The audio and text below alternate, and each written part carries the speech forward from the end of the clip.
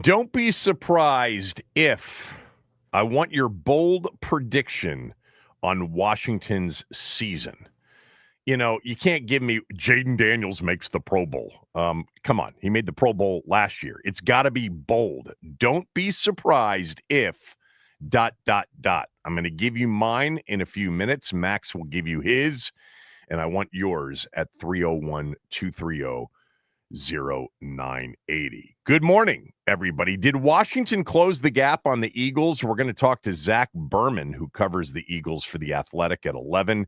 Nikki Jabvala will be with us at noon. Dan Quinn is expected to address the media at 12:30. This first week of Dan Quinn addressing the media before the first regular season game. We'll try to carry some of that live for you again at 12:30. And later on in the show, the first day of real AFC, NFC predictions. We will go through our AFC picks, division winners, wild card teams, who ends up in the AFC title game, who represents the AFC in the Super Bowl. We'll give you an AFC underperforming team, an overperforming team, and an AFC bold prediction. That will be on the show today before we get to the end of our presentation at 1 o'clock. Tomorrow, the NFC, and then on Friday, our Skins season predictions, and yours as well. I do want to start the show, though, with a couple of what do you gots.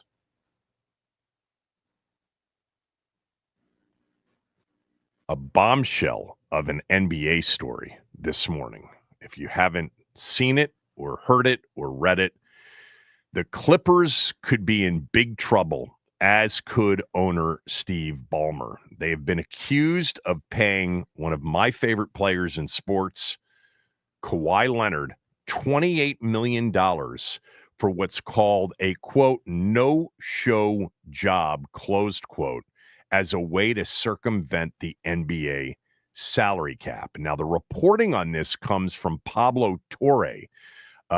He's been involved in a bunch of things recently. He's the guy that used to be at ESPN, right? That's the guy. Pablo, Baseball guy, ESPN? Pablo, yeah. I think so. He's been involved in a number of stories here recently, and I can't really remember what they are. But anyway, he laid out the alleged scandal on his show, which is called Pablo Torre Finds Out. He's got plenty of direct quotes from legal documents and made the argument essentially that Leonard was paid $28 million by a company that Ballmer funded to do what? Absolutely nothing. The company is now bankrupt. It was called Aspiration. It was a supposed tree planting service funded by Clippers owner Steve Ballmer. Aspiration, this company, entered into a $28 million legal agreement with Kawhi Leonard. Torre tried to find evidence that Leonard did something for this company, marketed or endorsed this company, but came up completely empty. Beyond that, though, there are clauses in the contract that made this very suspicious. One was that Leonard could essentially decline to proceed with any action desired by the company. So if this company actually existed, even on paper, and they asked him to do something, he could decline to do anything. And then another part of the agreement essentially gave the Clippers the ability to cancel the agreement, terminate the agreement, if Kawhi Leonard no longer played in the NBA or no longer played for the LA Clippers. Now, when I read this morning, I do bet, I would bet that this is true, that there are dozens of examples in salary cap sports of owners trying to figure out ways to get, star players more money without it being accounted for on the salary cap. I wouldn't be surprised if our last owner of our football team found ways to get people, extra money. I would bet that this isn't, and I would bet that this is not an uncommon, event, but it appears they may have gotten busted. Now, the Clippers have weighed in with a comment.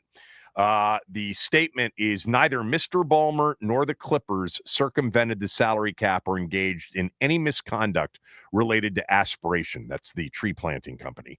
Any contrary assertion is provably false. So we'll see how it plays out.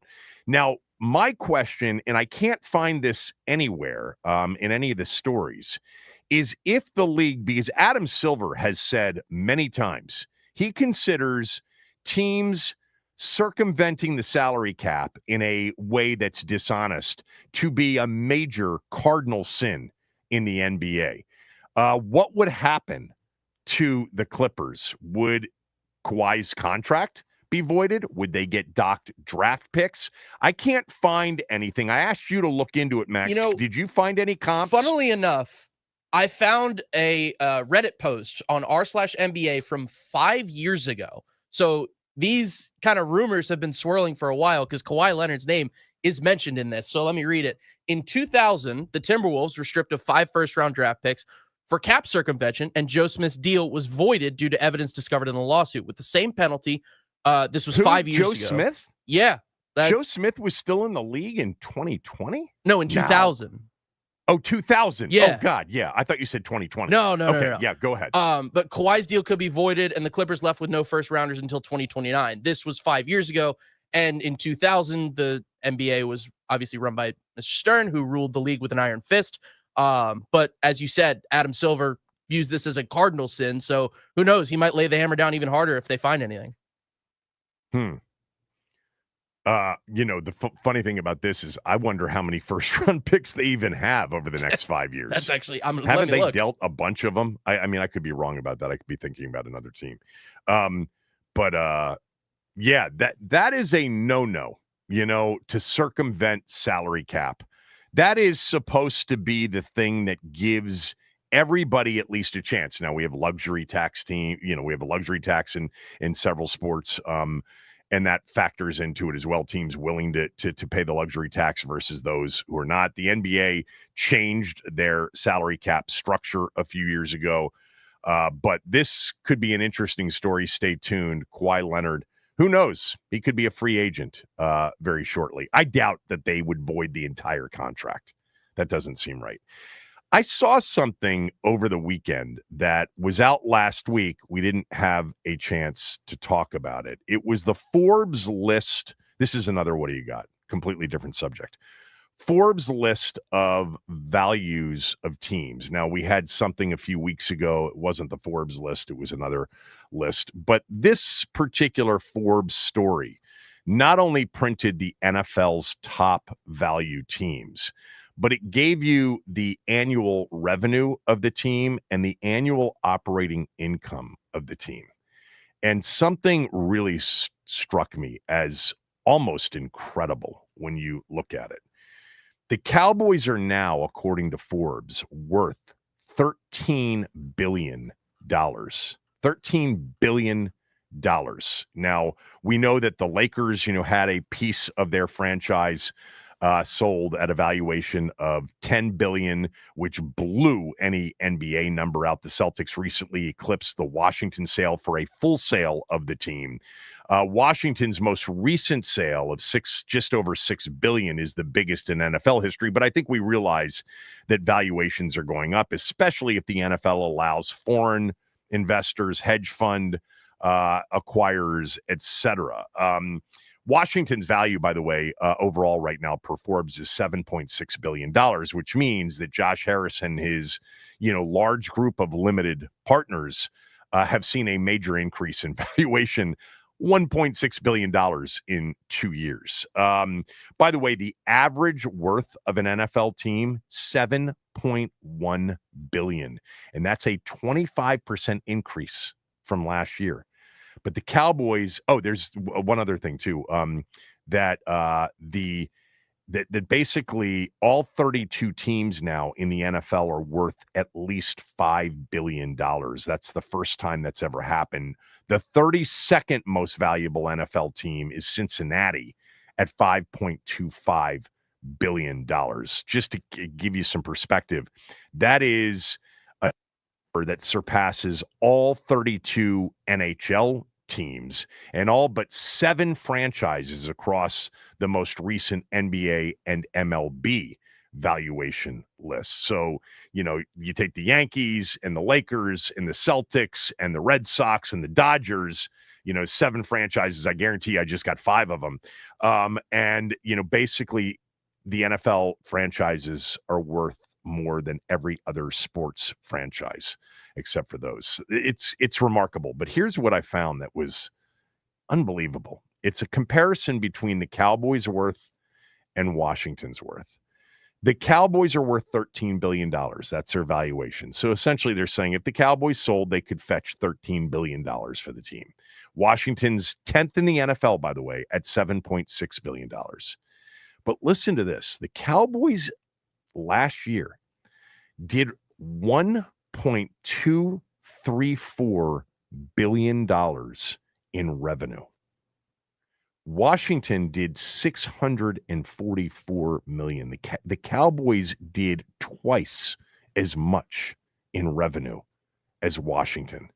Remember 25 years ago, 20 years ago, 15 years ago, probably, they were neck and neck, Washington and Dallas, in terms of revenue, profitability, sponsorships, everything that Jerry and Dan came into the league looking for, which was to make the most money, not necessarily generate the most wins. Certainly that was the case here. But then beyond that, the Cowboys' operating income, so their gross revenue, is $629 million, and Washington's is $116 million. 6 times, basically, Washington's operating income. The Cowboys are just an absolute business juggernaut. Washington was for many years, but what this is so much a reflection of is the deterioration of the franchise, especially the acceleration of that deterioration between, say, the years 2015 and 2023, before the team was sold. I would say more like 2017 to 2023. The last 5, 6, 7 years, it was an evaporation of the fan base in revenue. I had somebody tell me, and I've used this many times, several years ago, that basically 2/3 of the fan base was chased away. And unfortunately for the team, it was the highest revenue generating 2/3 of the fan base.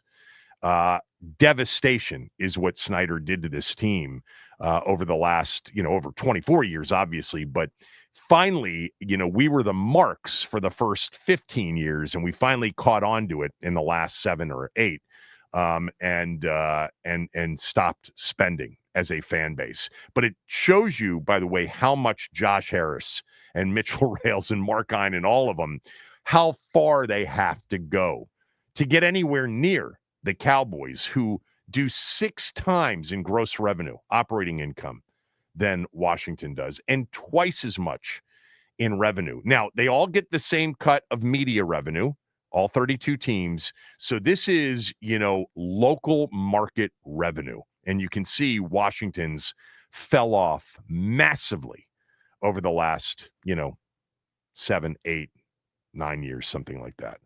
I thought that was interesting. One last, what do you got? And that is the Chargers-Chiefs game on Friday night in Brazil will be the last NFL Friday night game for a while.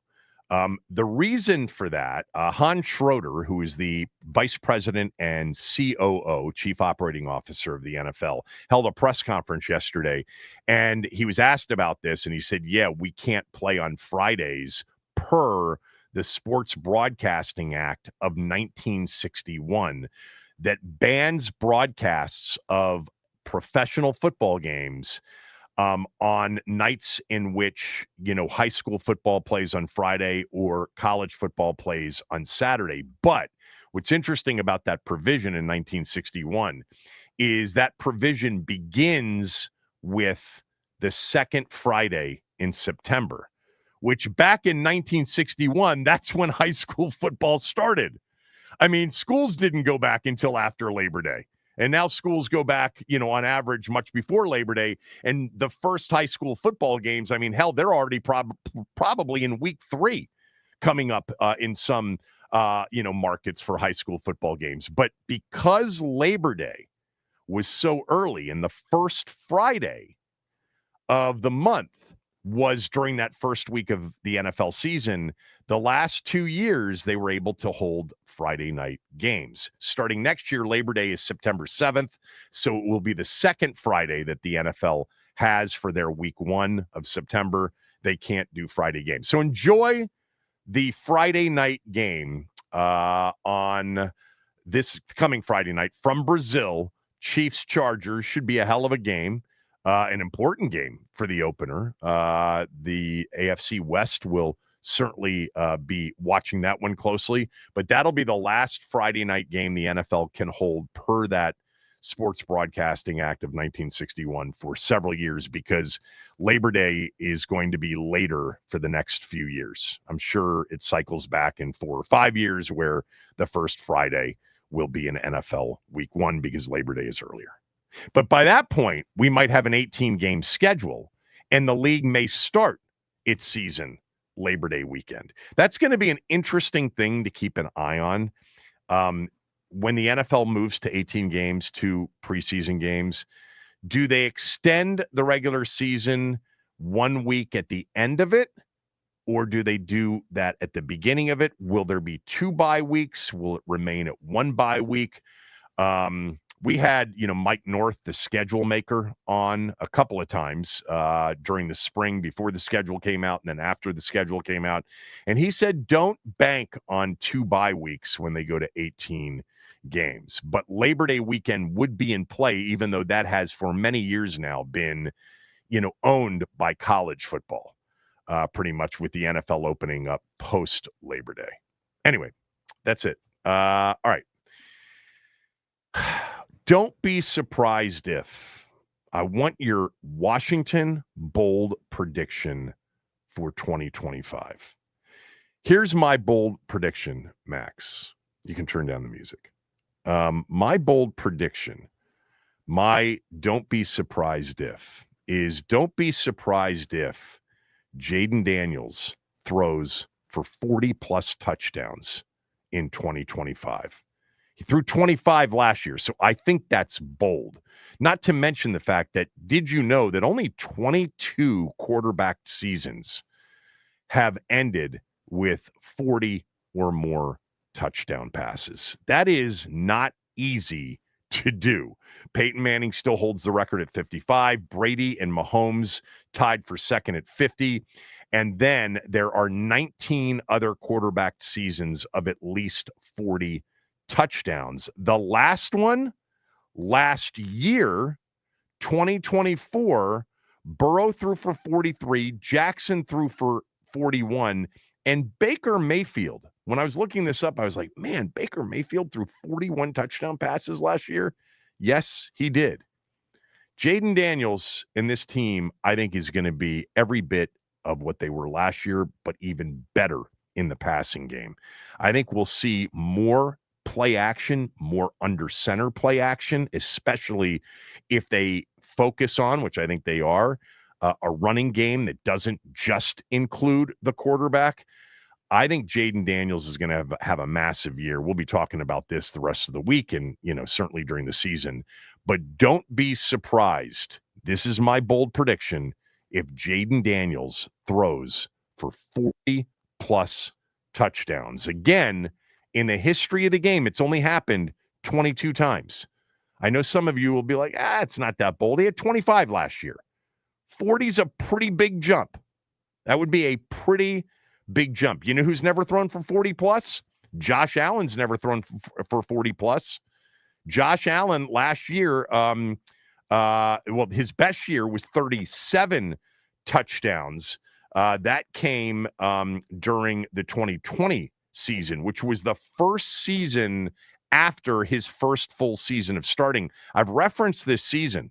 Josh Allen didn't start his entire rookie year. The first full season that he started, he was an effective quarterback, But the second season, after his first full season of starting, third year in the league, 4,544 yards, 37 touchdowns, 10 picks, runner-up for the MVP behind the MVP that year, I think, was Lamar. In 2020, was it Lamar or Aaron Rodgers? Believe it was Lamar. No, not 2020. It would have been Aaron Rodgers. Oh, wait. Actually, now that I think about it. 2020 MVP voting. Aaron Rodgers, Josh Allen second, Patrick Mahomes third. Okay. Don't be surprised if Jaden Daniels throws for 40-plus touchdowns. Those are MVP numbers, Kev. In 2025.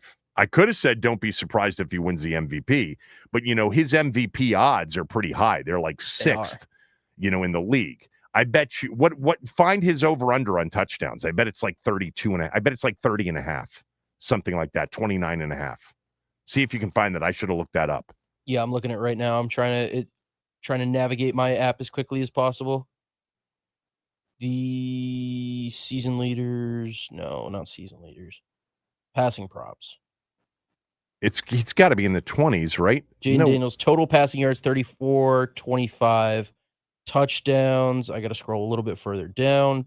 There's Jaden, 24 and a half. Over 24 and a half is plus 114 right now. It's massively bold. Don't be surprised if Jaden Daniels throws 40-plus touchdowns. I love it. In the upcoming season.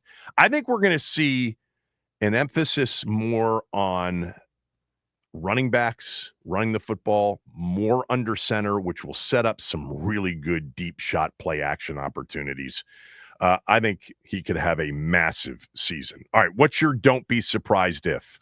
My don't be surprised if, and this is a lot of people, listen, last year, our starting secondary, our starting corners were Benjamin St-Juste and Emmanuel Forbes. This year, Marshawn Lattimore, Trey Amos, Mikey Sainristil. I think I just don't be surprised if Washington's secondary is top 3 in the NFL this year. That's my don't be surprised. I'm very high. I don't know on them. how we quantify that, but I think we'll know it if we see it. So I'm going to allow this as a don't be surprised if. Washington's secondary is top 3. There has been more talk about the secondary in recent weeks than anything else. Now, part of that is in my world here on this show, we've had Fred Smoot and we've had Sean Springs on the show over the last 3 weeks, right? 2 weeks. Mm-hmm. And both of them are so high on Trey Amos. High on him. And Quan Martin. Yes. So Dan said a lot about Quan too. Like he's ready to make that next step and kind of turn into this ball hawk that everyone wants to see. And he did a great job last year. I think he's going to take that next step this year, man. Washington secondary, I'm in. All right. I want your bold predictions on Washington season. Don't be surprised if, and then fill in the rest at 301-230-0980, 301-230-0980. 0980. Want your calls on that. Mine is don't be surprised if Jaden throws for 40-plus touchdowns. Max is don't be surprised if Washington ends up with a top 3 secondary. Your call's next.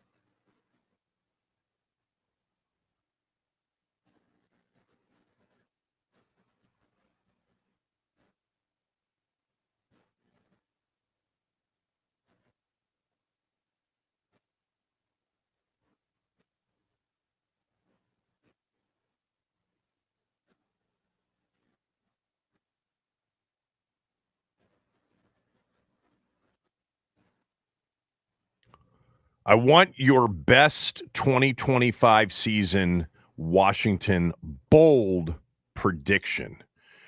I want you to say and start with, don't be surprised if, and then you tell me what that bold prediction is. Example, don't be surprised if, and this is mine, Jaden Daniels throws 40 plus touchdown passes this year. His over-under is 24 and a half on touchdown passes. He threw 25 last year.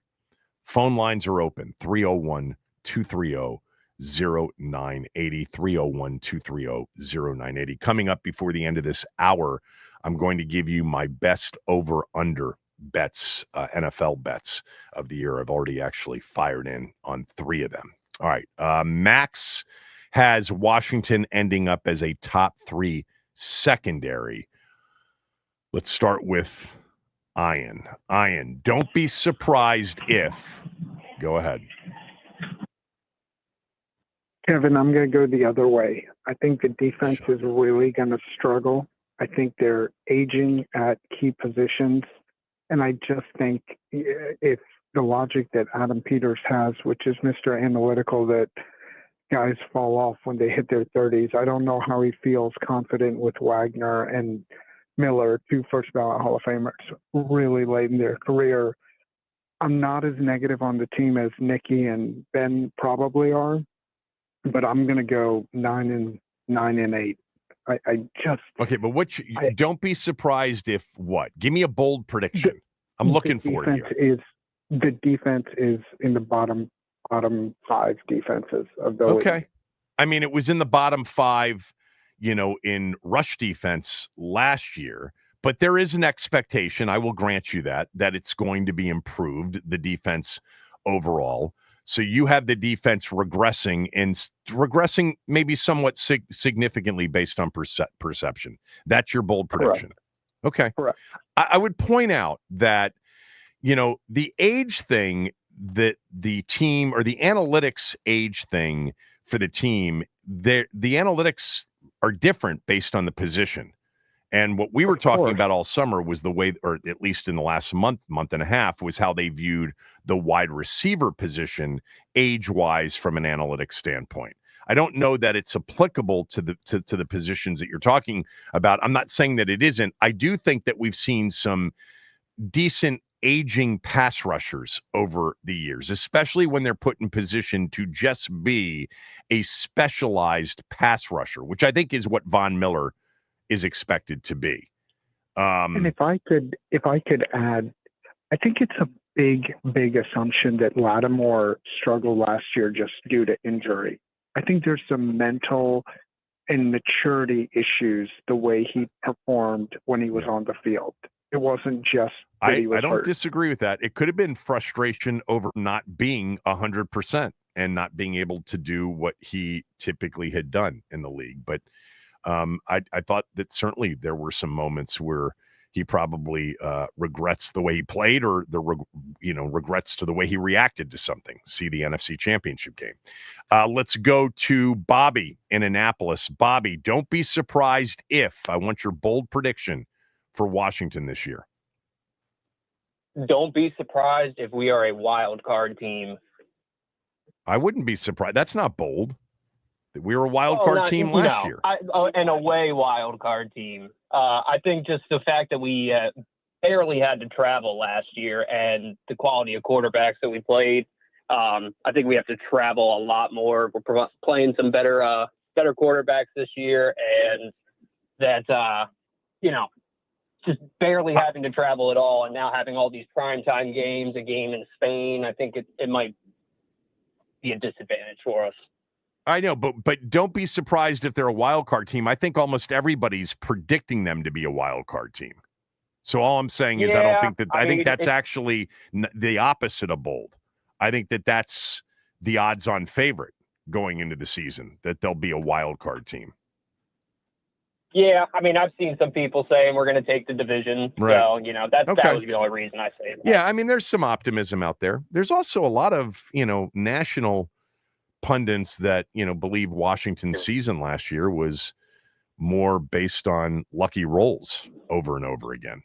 Let's go to our guy Mark in Largo. Don't be surprised if. I want your bold prediction for the season. Do we have Commanders fans on here, or these are substitute Cowboy fans up here? Well, I mean, you knew Ian would go negative. Oh, my God. Ian, man, he doesn't think this team could do anything for the last 20 years. Well, he was right for 19 of them. Well, pretty much, yeah. I said this. I called you 6 months ago, and I told you this team would go 14-3, and here's the reason why. I think they'll go 14-3 because that's your. Don't be surprised if they go 14-3. I think that's aggressive. I think that's bold. No. But I'm gonna tell you why. I'm gonna let you tell me why. Okay. I'm just highlighting what your don't be surprised if is. You sort of glossed over it. Yeah. If we go 14-3, it's because of Bill Merritt rushing for 1,200 yards and Chris Rodriguez just barely making over 1,000. I think adding those two. What, you buried the lead. You buried the lead. What are you doing? You've got two backs rushing for 1,000 plus yards. You've got 2,200 plus yards from running backs. You know what, Kevin? Let me ask you something. Don't you think? Aren't you surprised this doesn't go on more in a 17-game series? Well, yeah, I mean, think about it. Obviously, Saquon Barkley rushed for nearly 2,200 himself. That's Saquon, but, and we had Derrick Henry. I agree with that. But the running back, go ahead. Go ahead. The number one problem with this team last year, they didn't have a consistent running game. That's why they had the number one problem was their defense. Well, that too. But let me say this, Chris. There were a lot of games that they should have blown Chris, people doesn't out. matter. Yeah. I'm sorry. I'm sorry, Kevin. That's all right. Call me whatever you want to call me. Just keep calling me. All right, Kevin. Here's what I'm trying to say. There's some games that they should have won that shouldn't have been one-score games. A la the New Orleans game last year, that game should have been a 2-touchdown win. I think the Atlanta game should have been a 2-touchdown win. But because of we were down 10 at halftime. We couldn't get off the field against Atlanta in the first half. We couldn't get off. Well, the defense was bad, but we didn't have a consistent running game against Atlanta or New Orleans. If we have a consistent running game this year, I think this team wins, like I said, 14-3 is a season, I think. Right. With the talent that they got receiving. Now, I do think you saying Jayden's going to throw 40 touchdown passes. I do think that's possible. I said that's my bold prediction. Yeah. I agree with that. I still think they can get 40 touchdown passes and two backs to rush for over 1,000 yards. Sure. Yeah, but 14-3. You know what? When's the last time a team had two running backs rush for more than 1,000 yards? 1,000 yards, as you know, Mark. I'm not explaining this. 97. I mean rushing yards skyrocketed last year. With the Eagles, remember Ricky Waters in '95. In fact, it was exactly 30 years ago. I think it was Ricky Waters. I forgot who the other running back was. Roger. It might have been Deuce Staley or Vaya Sikahema or something like that. But it was two running backs that ran over for 1,000 yards. I think you could go back to the 49er games with Rathman and Craig. So, I mean, do I think it's possible? Sure it is. Very much possible. Look, I just don't like this doom and gloom I'm seeing by Iron. This defense is going to be a bottom defense. All right, here's the list. Here's the list. You ready for it? Okay, well, I don't care commenting on Ian's takes. Here's the list of teams in NFL history that had two running backs rush for 1,000 or more yards. You didn't. The 49ers are not here. First of all, very famously, the 72 Dolphins had both Zonka and Mercury Morris. Zonka and Mercury Morris, right? Yes. And then the 76 Steelers had Franco and Rocky Blyer. The 85 Browns. 76 Franco Harris, Rocky Blyer, both over 1,000 yards. In 85, the Browns had Kevin Mack and Ernest Biner both go for over 1,000 yards. Ernest Biner and Kevin Mack. Okay, I got you. 2006, the Falcons had Warwick Dunn and this isn't running back, so it's different. Michael Vick go for over 1,000 yards. The Giants, 2008, Brandon Jacobs and Derek Ward. I would have never gotten that. The Derek Ward part. You would have thought it was Tiki. You would have thought it was Tiki. Yeah, exactly. 2009. 2009, the Panthers. Actually, I do remember this duo of Jonathan Stewart and D'Angelo Williams. They both went for over 1,000 yards. And then in 2019, not two running backs, but Mark Ingram went over 1,000 and Lamar Jackson went over 1,000. So with just running backs, it's only happened 3, 4, 5 times in NFL history. So that you buried the lead. That should have been your lead. Washington becomes the 6th team in NFL history to have two running backs go over 1,000 yards. But I'm going to tell you something Bill else, Merritt Kevin, and people aren't Chris talking Rodriguez. about this. I think a lot of people don't seem to understand this. That offensive line is going to be much, much better this year. And I think I agree. Coleman I think they're going to run the ball much and when better. they I agree with you. Two backs over 1,000 yards. No, unless it's Jaden over 1,000 with one of the other two. That would be my prediction. If they had two go over 1,000, it would be Jaden being one. So who do you think would be the other? I don't know yet. Yeah, let me wait until Sunday because I'm not sure. I said to Ben on the show yesterday, I'm wondering whether or not one of the two, Rodriguez or Krosky Merritt, might be inactive for the Giant game. You typically don't carry 4 backs on game day. And I think that's kind of – well, here's a better question for you, Kevin. Okay. Is McCaffrey going to be inactive on Sunday? Because it seems like I don't know.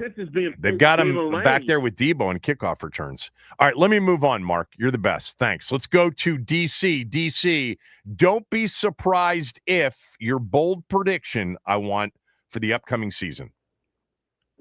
Great day, Kevin. I don't want you to be surprised if Trey Amos wins Defensive Rookie of the Year and he has 6 picks. And I'm in alignment with Mark's statement, man. Our DBs is going to be great this year. Quan Martin back there backing them up and leading the way. Is Abdul Carter? Abdul Carter would be the favorite, right, Max, to win Defensive Rookie of the Year? I believe that is correct right now. Who else is there to choose from? I got to go look at the draft. But didn't they get a linebacker from Georgia? Yeah. Abdul Walker. Carter, Travis Hunter, Jalen Walker, Micah Williams, Mike Green, Shamar Stewart. Those are kind of the top of the board at the moment. You could take a Jihad Campbell flyer at 18-1. Jihad Campbell, people are talking in Philadelphia like he is ready to become a legit guy, right? You know who else they're talking about a lot? Who's that? James Pierce in Atlanta. Oh. But whatever. It's preseason talk. I've got the odds in front of me now. Trey Amos is way down the list, but that makes it bold. Right? That makes it bold. He was 50-1 last I checked. So that's a big swing on Trey. All right, DC. Appreciate it, man. Put 100 on it and let it rock, Kevin. That's right, baby.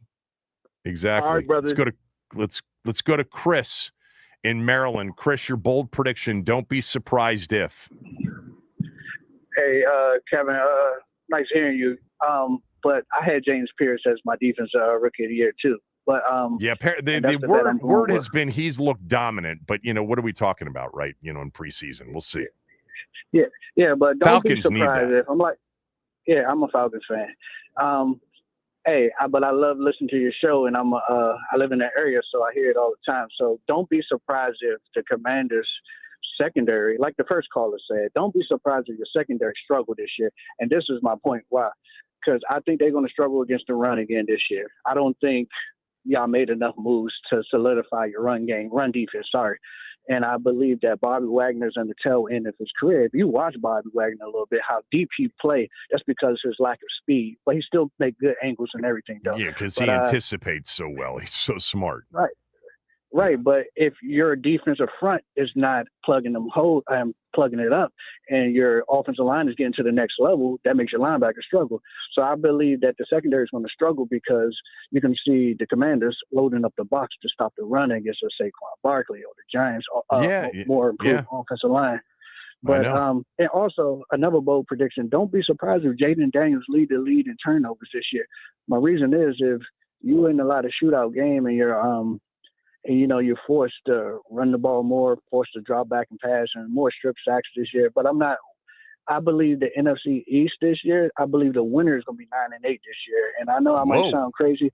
I don't think the Philadelphia Eagles is as good as advertised. And I think they're going to lose to Dallas week 1 because they're banged up. Tomorrow night's interesting because the world is definitely pegging this as an easy Philadelphia win. Thanks, Chris, for the call. Appreciate it. Everybody else on hold, stay there. We'll get to your calls next. Bold predictions on the upcoming season. Don't be surprised if mine is that Jaden throws for 40 or more touchdowns. Max's, don't be surprised if Washington ends up with a top 3 secondary. Kevin Sheehan Show on the Team 980. Don't forget you can watch us on our Team 980 YouTube channel. Please hit the subscribe button and the like button when you get there.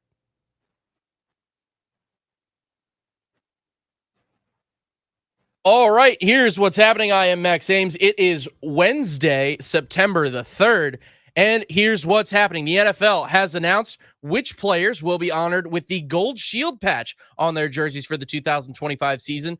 They are as follows: MVP Josh Allen, Offensive Player of the Year Saquon Barkley, Defensive Player of the Year Pat Surtain, Defensive Rookie of the Year Jared Verse, and lastly, but certainly not least, Offensive Rookie of the Year Jaden Daniels. The Nats, they get the win over the Marlins yesterday. Cade Cavalli with a solid outing, only 5 innings pitched, giving up only 2 earned runs and 6 strikeouts. James Wood hits a 2-run bomb in the 4th inning and put the Nats up 5-2, and that's all she wrote. Nats take the win over the Marlins. They go for the sweep this afternoon. First pitch at 1:05. Nats on deck with Charlie and Dave at 12:35 on the Fan. This update is sponsored by the Team 980 YouTube page. Just open the app, type in the Team 980, hit subscribe. Kevin Sheehan is live every day from 10 to 1. You can catch Den's office throughout all football season. Don't forget to hit the like date on all things DC sports. And that is what's trending.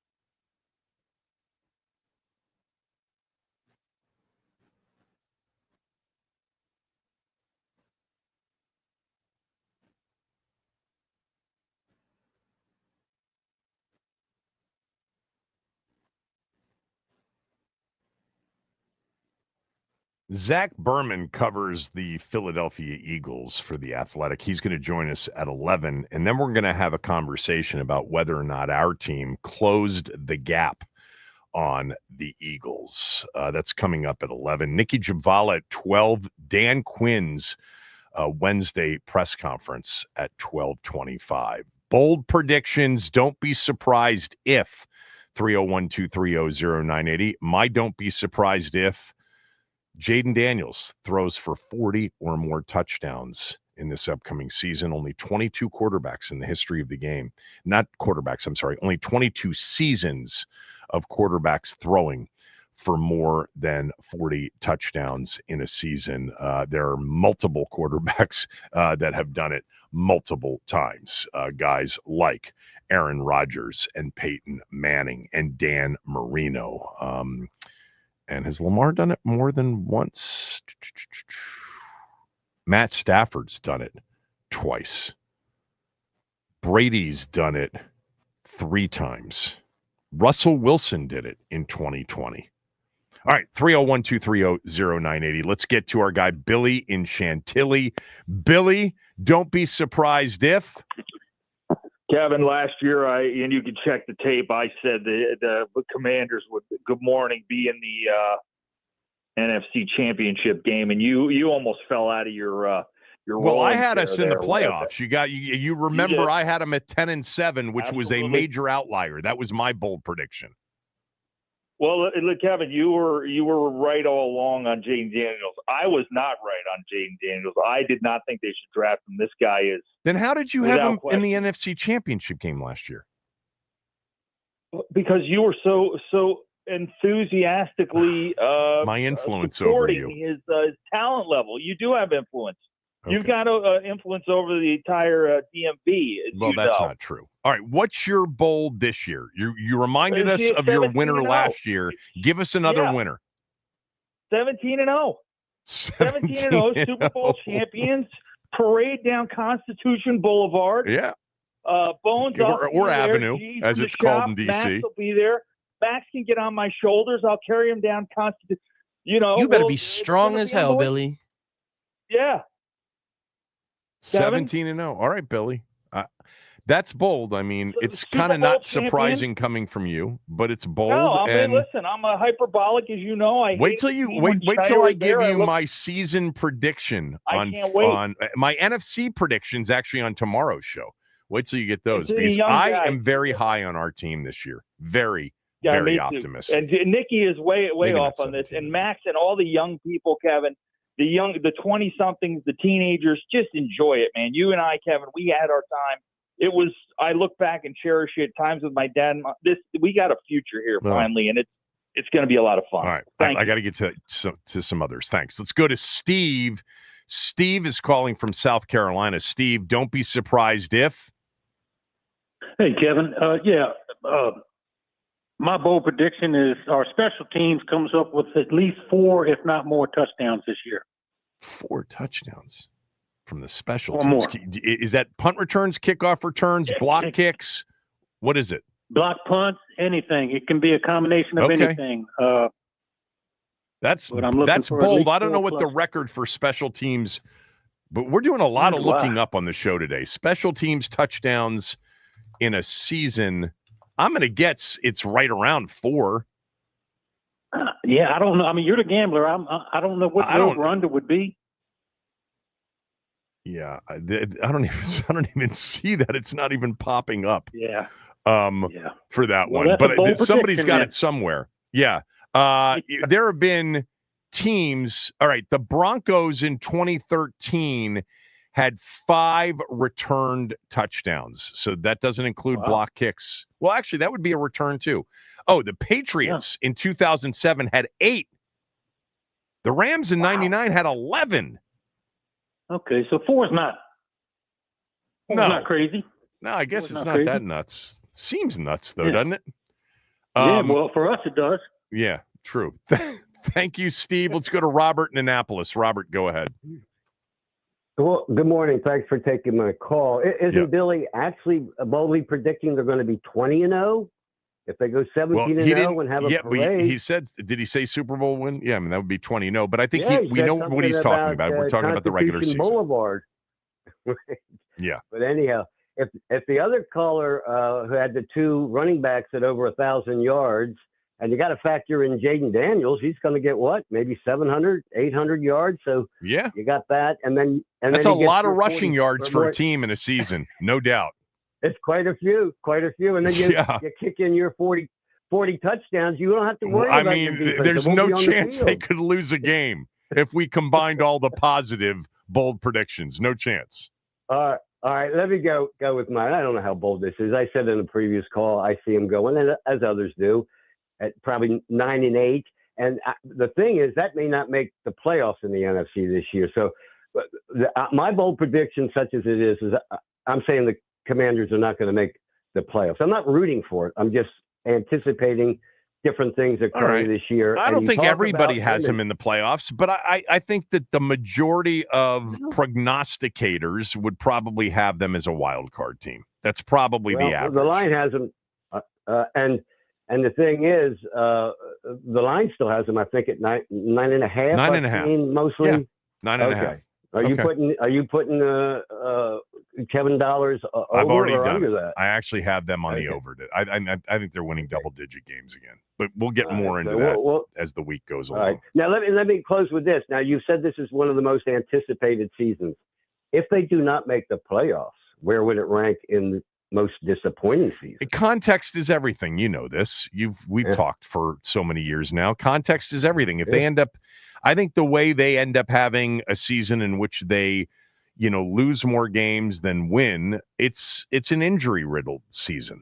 And those are the things you can't predict going into a season. So context would be everything. If everybody was healthy and they just weren't anywhere near as good and they ended up having a disappointing season, it would be disappointing for sure, because this is the highest expectation season in 25 years. Thanks, Robert. Right. Appreciate it. Let's go to our guy, Ralphie. Let's go to Ralphie in Rockville. I got to get a couple of other calls in here quickly. Ralphie, go. Hey, Kevin. My bold prediction is Terry and Debo will both get 1,000 yards receiving. That hasn't happened since 2016 with Jackson and Garcon. Yeah. So shout out to Jay Gruden, who should still definitely be coaching. He was a pass designer, respected from that standpoint around the league. 100%. I'm happy he's on his seat. I'm happy he's doing the show with Skip Bayless. It's quite a show. The arena on YouTube. He is. I don't even know what you're talking about, but that sounds horrible to be on a show with Skip Bayless. It's actually a good show, man. It's a good show. It is. Check it out. And the last time that happened was before 2016 was 1999 with Connor and Westbrook. So if Jaden throws for that 40 touchdowns, he throws for 4,000 yards, they'll definitely get 1,000 yards receiving apiece. Thanks, Kev. Thanks, Ralphie. By the way, those return touchdown numbers I was mentioning include interception returns. So I think our caller that had 4 was out there on a limb. That's a lot for special teams returns. All right, those of you who I didn't get to, I apologize, but we've got a guest coming up, and I want to get to him. Zack Burman talking Eagles and whether or not Washington has closed the gap on Philadelphia in this offseason. That's next.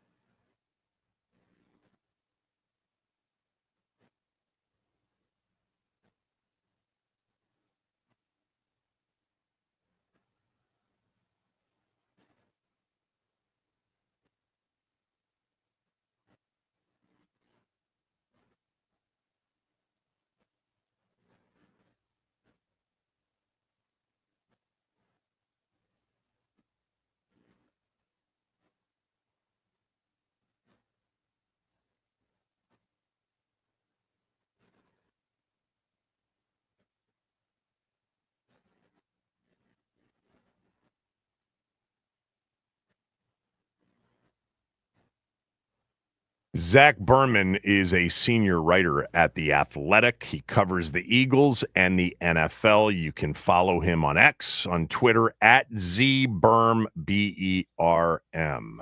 Zack, thanks so much for making time for us today. The Eagles open up tomorrow night as the defending champions at home against the Cowboys. By the way, guys, that line keeps climbing. It's up to 8.5 from 7 this time last week.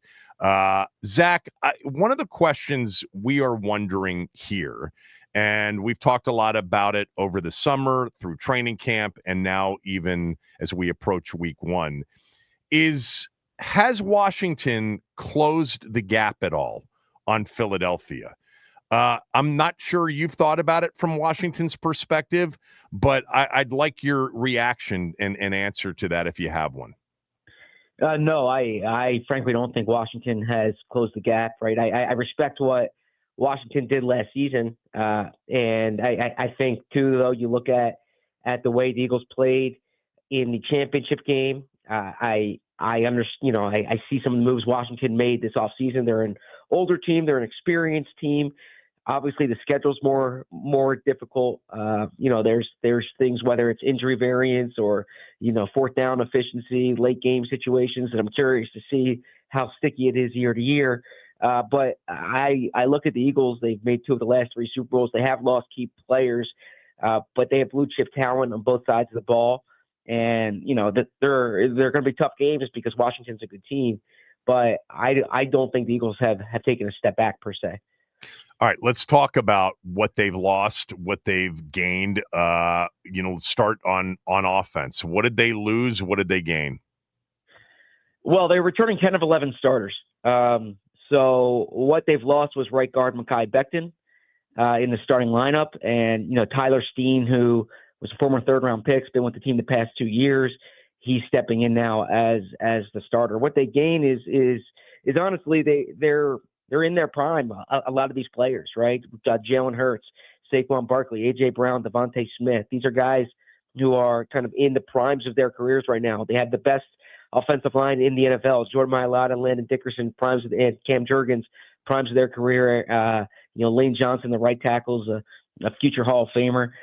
Now, I should note that they lost offensive coordinator Kellen Moore. Yes. They have another internal promotion with Kevin Patullo, who's been with the Eagles since Nick Sirianni arrived in 2021. So there's a lot of continuity on the offensive side of the ball. I think the question is more how it evolves relative to how they played last year. Tell me about the coordinator switch, because when it went from Shane Steichen to Brian Johnson, who's on our staff now, there were issues with protection. There were issues offensively that never necessarily got ironed out. So is there any concern that Kellen Moore is gone and he has and Jalen in that offense will have a new coordinator this year? It's always something you're mindful of, and I'll say in covering Brian Johnson, knowing Brian Johnson's a sharp guy, good coach, and I think he should get another chance to be a coordinator. I don't put 2023 on him per se. I think there were a lot of dynamics there coming off the Super Bowl season, the Super Bowl loss, and there were a lot of different ideas about how the offense should function then. I think it's a different situation now, given the way the Eagles played last year. I think Jalen Hurts is in a better spot right now. I think obviously Saquon Barkley. You have AJ, you have Devontae. If they stay healthy, I don't have much concern about the Eagles offensively. Saquon Barkley's had an issue, going year to year with health, and last year obviously was a heavy workload year. 345 carries, another 33 receptions, and he was tremendous. I'm curious, if they lost Saquon Barkley, not for the season but for several games, I'm actually a big Will Shipley fan, and I'm wondering if you think Philadelphia would drop off significantly. Yeah, I mean, Saquon Barkley's coming off the best season a running back's ever had in NFL history, I'd say, right? If you just look at the numbers, the end result, the week-to-week consistency. So there would be a drop-off. Now, Will Shipley has shown some promise. Frankly, I think what you'd probably see more is more of the passing game. And the Eagles have perhaps the best wide receiver combination in the NFL, if not the best, one of the top three. And so I don't think they would be giving Will Shipley the workload that Saquon Barkley has. But it is something to be mindful of, is that Saquon had nearly 500 touches last year when you combine the regular season and the postseason. And we'll need to see how he looks this season, if he stays healthy, the consistency there, the way defenses attack him. But that's the thing about the Eagles, is that they're not one-dimensional, right? And you saw that in the Super Bowl when the Chiefs tried to bottle up Saquon Barkley. Jalen Hurts has one of the best games of his career. And, I expect the Eagles to pass the ball more this year. So, yeah, to answer the question succinctly, there is a drop-off going to Will Shipley, but I don't think it's a one-for-one swap. I think the way the offense functions would be different. A lot of the offseason and a lot of this I'm guilty of it too. You just take a lot of these, lists and rankings to come up with content during, June and July and August. And, a common, theme to every offseason is quarterback rankings and quarterback tiers. And Jalen's definitely one of those guys that gets, he's not everybody's cup of tea, but others love him. I've always said, I don't know if I'd want him over our guy, to be honest with you, but I don't think anybody's played better in the Eagles' biggest games over the last few years than Jalen Hurts. He seems to have that clutch gene. How do you view Jalen Hurts in the context of the other really good quarterbacks in the league? Yeah, Jalen's in the winner's circle quite a bit, right? He's been in the Super Bowl 2 of the past 3 years. He's made the playoffs all 4 years. He's been a starting quarterback. He was second in MVP voting, 2 years ago, right? So the way I see it is that the statistics aren't what some of the other quarterbacks have, right? And look, I can't take anything away from Patrick Mahomes, Lamar Jackson, Josh Allen, Joe Burrow. That would be my top 4, but I would put Jalen Hurts 5 there. And I think if you look at the 2022 season, it was outstanding. 2023 was a step back in terms of the turnovers. The offense was different in 2024, but there's a reason why this guy consistently wins. I think part of the, I don't want to say criticism of him, but skepticism of him, is that he has a great supporting cast around him, and there's this idea that he's carried by the offense rather than carrying the offense. But this is something that I've spoken to a lot of people in the building about, Nick Sirianni included, is that you look at it, Joe Montana had Jerry Rice, right? I mean, Tom Brady, his best years came with Randy Moss, Rob Gronkowski, so great players typically play with great players. And I don't know if it's the chicken or the egg there, but what I do know is that Jalen Hurts wins an awful lot. And for you to be in 2 of 3 Super Bowls, winning one of them, being a potential game-winning drive away from another, it's hard to look at it and say that Jalen's not one of the top 5-6 quarterbacks in the league. All right, let's shift it to defense. Zack Burman from The Athletic joining us. He's a senior NFL writer covering the Eagles and the rest of the league as well. Defensively, what did they lose? What did they gain? Yeah, I mean, they lost key players on the defensive line and in the secondary. They lost Josh Sweat. They lost Milton Williams. Brandon Graham retired. They traded Bryce Huff. In the secondary, they lost Darius Slay. They lost C.J. Gardner-Johnson. They lost Devontae Maddox, right? So this defense is going to look different. And what they kept is Vic Fangio, who might be the best defensive coordinator in the league, or certainly up there. Yep. And they have blue chip players on all 3 levels. They have Jalen Carter on the defensive line. They have Zach Bond at linebacker. They have Quinyon Mitchell, Cooper DeJean in the secondary. Now, the question is, how do they replace some of those other spots? And I would be less worried about the defensive front. They're trying to figure out the second cornerback spot, second safety spot. There's some ambiguity there. I want to see how consistent the edge rushers are. But, if you look at this roster, and they only have 2 starters, 25 and over 25 years old, right? So they have a young team, but there's a lot of players returning. There really aren't that many new faces here per se, right? Jahad Campbell at linebacker, Dory Jackson at corner. But this is a team that has drafted mainly the defensive side of the ball the past few years, and those guys are, stepping into bigger roles this year. Tell me real quickly about Jahad Campbell. We've heard a lot about the excitement over him, and maybe, sooner rather than later in terms of major contribution. Yeah, he just looks different. He moves different. The athletic ability's off the charts. There's some refinement that needs to come with the game, but you don't find guys like that too often at that position. And it's clear the upside, it's clear the talent. He dropped in the draft, because of health questions in large part. But the Eagles are confident that he's going to stay or that he's going to be healthy. He's been healthy throughout the summer. So we'll see how that goes. But in terms of the talent, he just looks different. And, the Eagles haven't had a guy like that in a long time. Nakobe Dean's going to miss, I think, the first few games minimum. He did not play in the NFC Championship game, and he had been playing well. Real quickly, defensively, I said the other day that we ranked the best pound-for-pound players, not necessarily impact or importance. I think Jalen Carter is the best player in the division. And am I nuts? You're not nuts. He's certainly one of the most talented, right? And it's interesting talking to people and say he's just kind of scratching the surface on his development. And he's going into year 3. He's an absolute force. You saw what he did against Washington, frankly, when the Eagles played Washington up in Philly last year. The way he blew up that fourth down play, I thought that was the key play in the game. You saw what he did against the Rams in the postseason. You saw what he did against the Chiefs in the Super Bowl.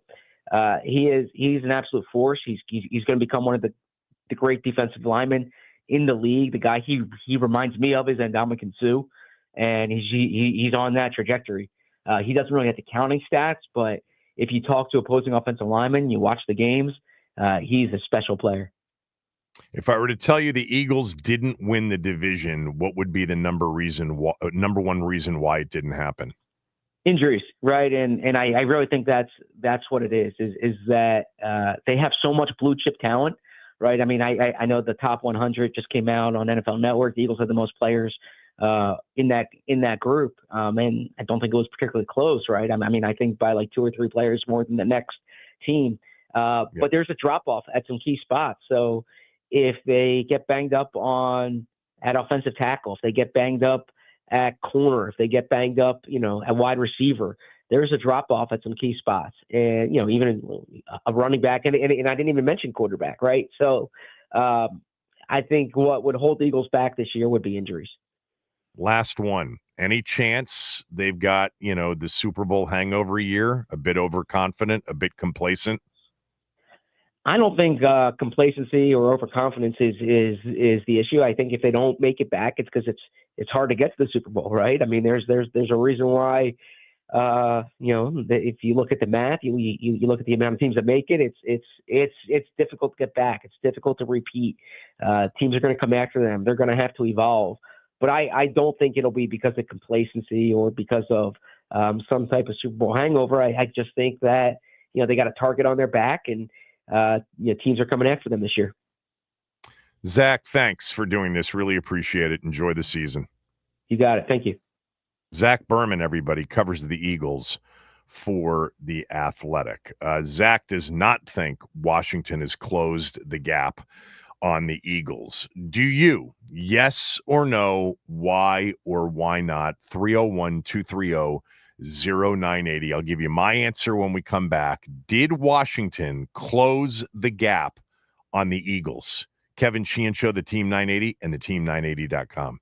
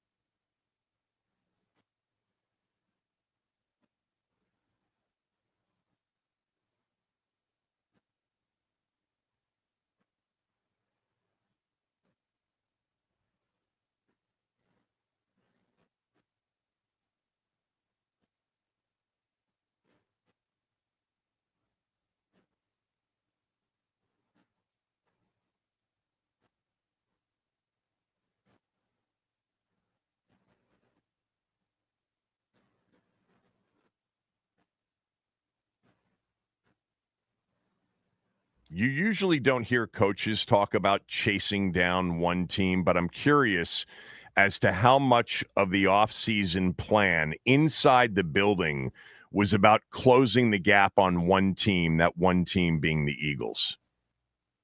Yeah, they had a fantastic team and a fantastic year. And so during the regular season, we split the games with them. In the postseason, they absolutely got the best of us.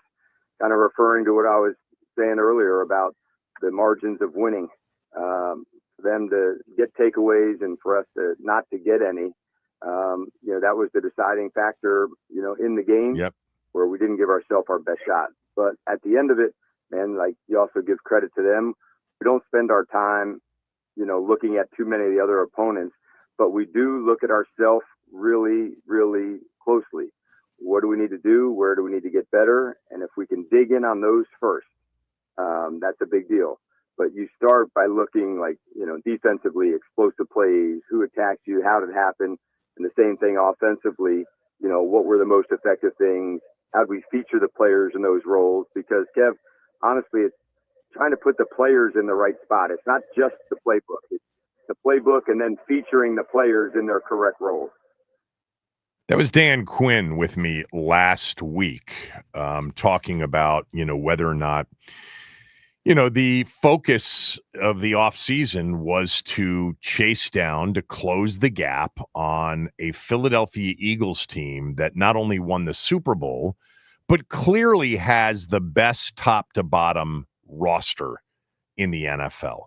That doesn't happen all the time. The Super Bowl winner doesn't always have the most gifted or most talented roster top to bottom. But last year's Philadelphia team had the best roster in the NFL, and they enter 2025 with what is considered to be, even with some of the losses on defense, the best roster in the NFL. The question at 301-230-0980 is, did we, our team, Washington, close the gap on the prohibitive favorite in many ways to not only win the division, but to win the NFC and get back to the Super Bowl? I wouldn't say prohibitive, but a sizable favorite. I'll amend that. The Philadelphia Eagles. The answer to that question for me is yes, they did close the gap on the Philadelphia Eagles, but just barely. But yeah, they did. There are a few reasons, but before I get to the reasons, I want to mention something that I was thinking about last night in a conversation with a friend of mine who is a massive Cowboys fan. And he's pointing to his team's weaknesses, and he's like, you guys, are you going to be any better on defense? Every team in the league and its fans and its media have conversations like the conversations we have about this is where we should be really good, but this is an area of concern. Every single team, with the exception of one, have reasonable areas of concern. Everybody has at least one of those areas, minimum. Most fan bases talk about multiple areas of concern. Our concern, I think, defense, the ability to stop the run, something they did not do very well last year. But to me, and I was thinking about this in my conversation because he's going through, we're not very good run stopping, Dak's health, chemistry with receivers, the new head coach. There's a lot of concerns, and most teams have it. It's not a reason. It's a good conversation. It's a reasonable conversation. It's a reason to be concerned. It's not a reason to be alarmed, because every team has the same thing. Every team faces the same thing.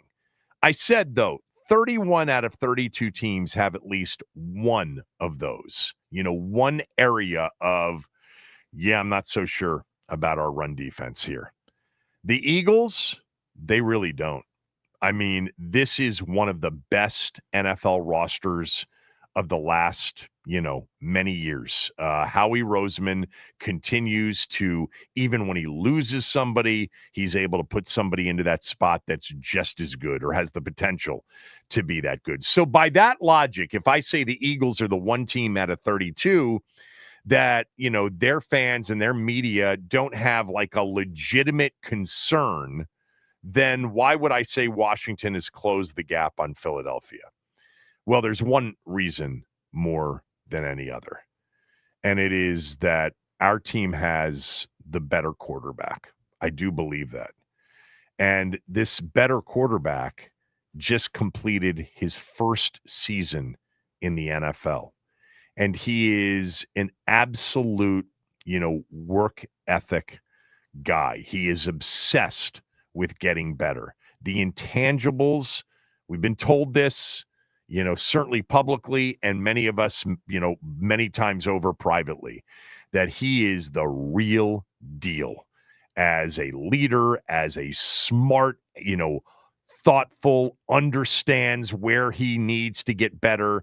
And the comfort level in the Cliff Kingsbury system, which seemed pretty damn comfortable last year, is at a much higher level this year.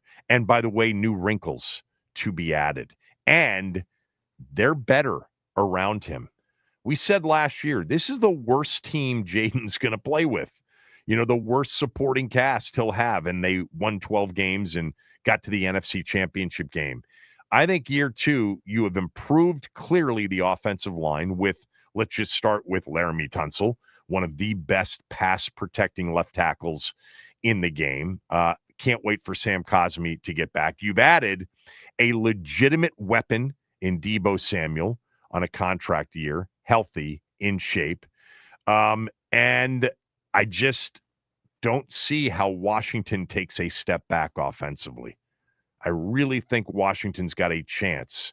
Of course, this assumes health. It always does. Every conversation about NFL teams, NFL players, NFL seasons, has to be prefaced with assuming they have good, comparative health to the teams that they are competing with. But I think Washington's going to be much better than they were last year offensively, and that's scary.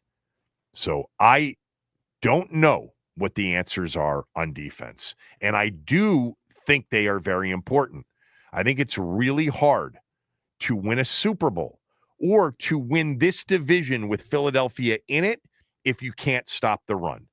I talked about that all last year. This is going to come back and bite them, and it just never did until it did. But they were in the NFC title game, Final Four, 60 minutes from a Super Bowl without being able to stop the run consistently at any point during the season.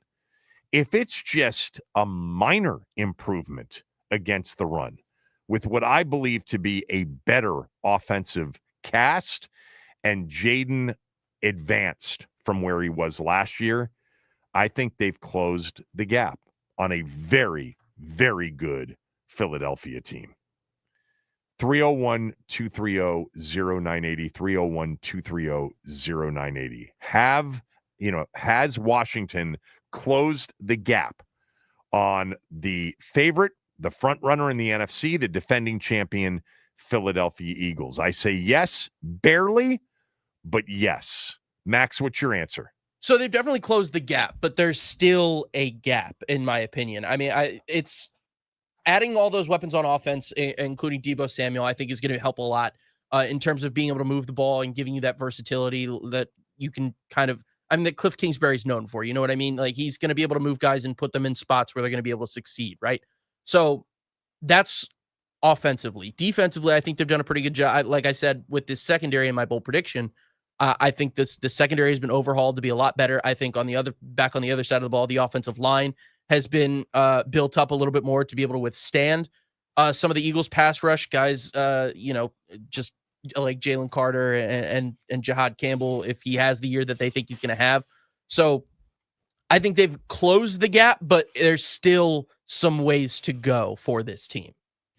Philadelphia is a better team on paper. Mm-hmm. Before the NFC Championship game, we went through, basically it's like Jaden would start for Philly, Frankie Louvu probably would start for Philly, and Terry McLaurin would probably be ahead, maybe slightly in front of Devontae Smith. That was it.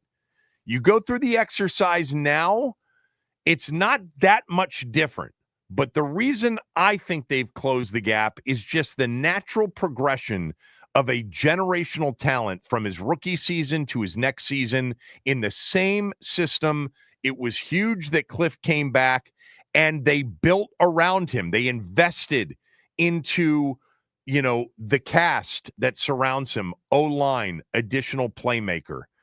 I think Washington's going to be better than they were on offense last year, and that's why I think they have closed the gap. 301-230-0980, 301-230-0980. We've got an open line if you want to jump in. Has Washington closed the gap on the Eagles? Skip, kick it off for us. Go ahead. All right, Kevin. You and Max have made the case for the improvements on offense, that Jaden Daniels will improve, and also the secondary. So let's focus on, we're a little thin at linebacker. That's concerning. But the biggest move that Adam Peters made, and people say he overpaid for Javon Kinlaw, a mountain of a man in the middle. That by itself, I am hoping that Adam knows what he's doing. I trust in his evaluation of talent. And the fact that the rest of the defensive line, we have a lot of depth, that we are going to, even if we're middle of the pack against the run, that'll be a significant improvement. Yes. And so it was interesting, the writer that you talked to from Philadelphia, when you asked him the question, he didn't really answer it. He said, well, you got to look at last year's championship game, which really isn't a factor because we're talking about this year. And then then he said, look at their schedule. It's going to be more difficult. Yeah, that's what people have pointed to more than anything else is last year, all of the backup quarterbacks, the, last second wins, the 20 out of 23 on fourth down. Is it sustainable? By the way, I think it is because we've got a cheat code at quarterback. And by the way, maybe we won't even face those situations this coming season. Maybe there will be, 2-score leads in the fourth quarter of a lot of games. But that's why I think a lot of people believe that Washington could step back. And in his case, they haven't closed the gap on Philly. But the answer to the question is still, yes, we've closed the gap, but the result could still be the same as far as the regular season. True. Yes. I think going into the they're playoffs, still better. Though, right. Going into the playoffs, though, the closing of the gap, that's when it will really go into effect. Like when we meet up in that crucial playoff situation, that's when it'll be in effect. If we do. Now, unfortunately, it'd be better to have a home game, but I think by then it'll be clear whether our talent really matches theirs or not at that point. But I do believe we have closed the gap for I all think the the reasons Kinlaw you thing, the first thing you said, Skip, is going to be huge. Have the additions of Kinlaw and Wise, and they kept Goldman, and year two of Newton, year two in the system just overall for guys like Armstrong and Luvu, etc. Can they, the key issue here too will be, Quinn talked about this with me last week. Tackling is so important, and they were not a great or a consistent tackling team. He pointed to that in an answer about the defense when he was with me last week. And takeaways. Let's keep in mind, Washington, 6 teams, only 6 had fewer takeaways than Washington had last year. That's the emphasis for Quinn and Witt Jr. They got to tackle better. They think that'll lead to better run stopping. They feel like perhaps they were in good position with their run stopping. I would disagree, especially on the edge runs, but they thought tackling was a major issue and they got to get more takeaways. But yeah, no, it's possible they close the gap, but Philly is still better and ends up winning the division. And by the way, it's a bit presumptuous to start matching us up with Philly again in the playoffs. I mean, who knows? They could get beat or whatever. But if that happens, it's crucial, man, that game is here. That's why these 17 games and 2 of the final 3 are going to be massive. That's a long way to go, though. Let's get to those final 2 or 3 and have them means something. Let's go to Athen, actually. Athen's been on hold for a while. Athen, have the Commanders closed the gap on the Eagles?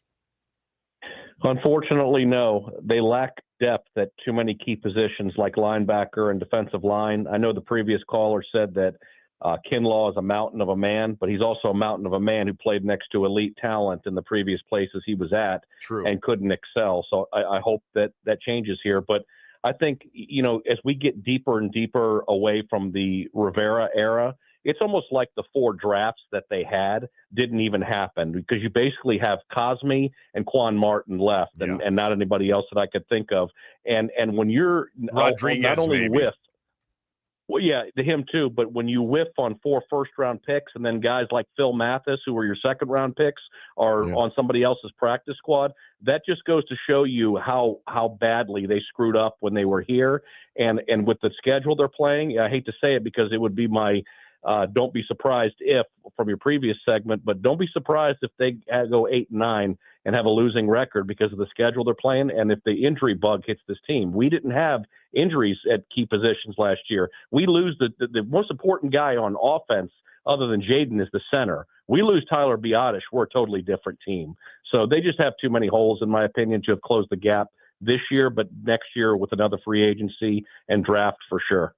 All right. Thanks for the call, Athen. Let's go to Dave in Raleigh, North Carolina. Dave, have the Skins closed the gap on the Eagles? Yeah, I think they have slightly. To the last caller, I mean, nobody's got the depth. I mean, at all across the board. So I think that's a moot point. But what I love that they did in the offseason is that they shored up. I think Amos is going to be a stud. I thought that was their biggest area of weakness, not the defensive end. I was so glad to see them target that. If those guys are all in place with Amos, Lattimore, and Sand, I like that. I actually think Debo is not going to be as great as everybody wants. I think the key on offense is actually Noah. He had a really good year before he got hurt. I know that he doesn't stay healthy, but if he can stay healthy, that allows Debo to do what we have the downfield threat. And then Terry's all over. I think if we can keep those 3 receivers healthy, we're going to be much better on offense. Them gambling on 4th down scares me. It's bit Dan Campbell in the butt. I think we're due to get bit in the butt eventually on it. But yes, I do think they've closed the gap. All right, thanks, Dave. Appreciate it. Let's go to Ken. Ken, has Washington closed the gap on Philadelphia? Initially, I said yes, but the more I think about it, I know Jalen has closed the gap, but I'm not sure about everything else. One of the problems Washington have is that they're an old team. So I expect them to play better in the first half than the second half because age and just injuries would catch up with that old team. And I'm not too happy with the wide receiver group. If you depending on Noah, he gets hurt every year. So who do they have backing him up? So I would love to say they have, but I'm not exactly sure. Yeah, I'll be honest with you. I think the age thing is a little bit overrated because it's so skewed by Josh Johnson and Tress Way. Obviously, Bobby Wagner is an all-down player. So he's out there a lot at the age of 35, but Nick Bellor's 36. He's a special teamer. Von Miller is going to be a specialized 3rd down pass rusher. So I think some of that is a little bit overrated. Their best players are still very young, minus Wagner and Ertz.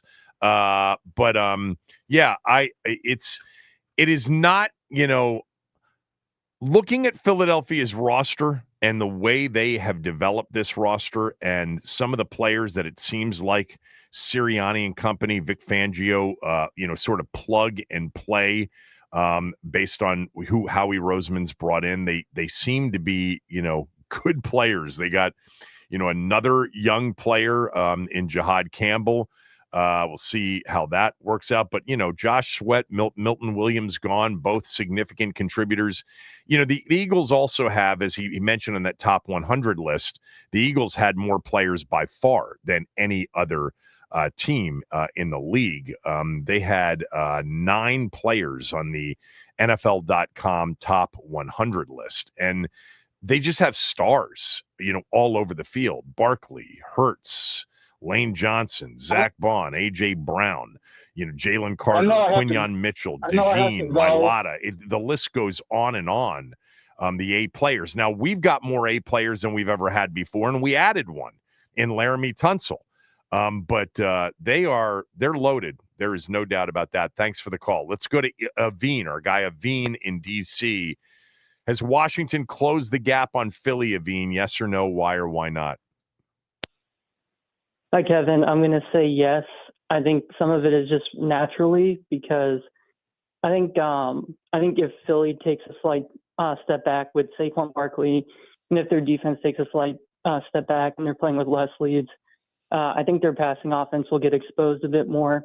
And I know we've argued and gone back and forth on Hurts, so I'll just present this to you and hear what you have to say, and I'll give some context. But Kevin, my question to you about Hurts is, he's going into year 6 now, when has a non-advanced drop back passer, a non-advanced pocket passing quarterback, when have they ever aged well? All those guys have short shelf lives. I'll just give a couple of context, and I'll hear what you have to say. But, there's a bunch of red flags with Hurts as a passer. He holds onto the ball longer than any other quarterback. Yeah. He has some of the most self-induced pressure than any other quarterback. His pressure to sack ratio is near the bottom of the league. It keeps on declining. He's one of the worst quarterbacks throwing into zone coverage. One of the worst quarterbacks when pressured. And his playmaking outside the pocket has declined to the point where he had a negative EPA last season when he had to move outside the pocket.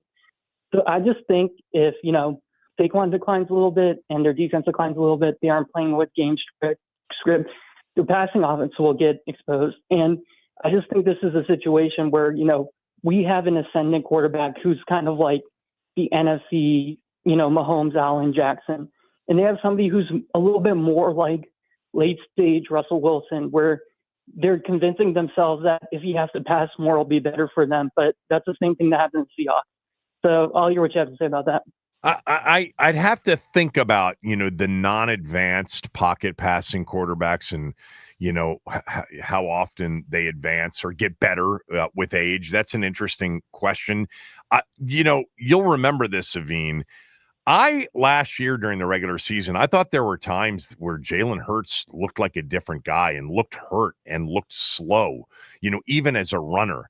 And then we got to the postseason, and all of a sudden he looked like a completely different guy.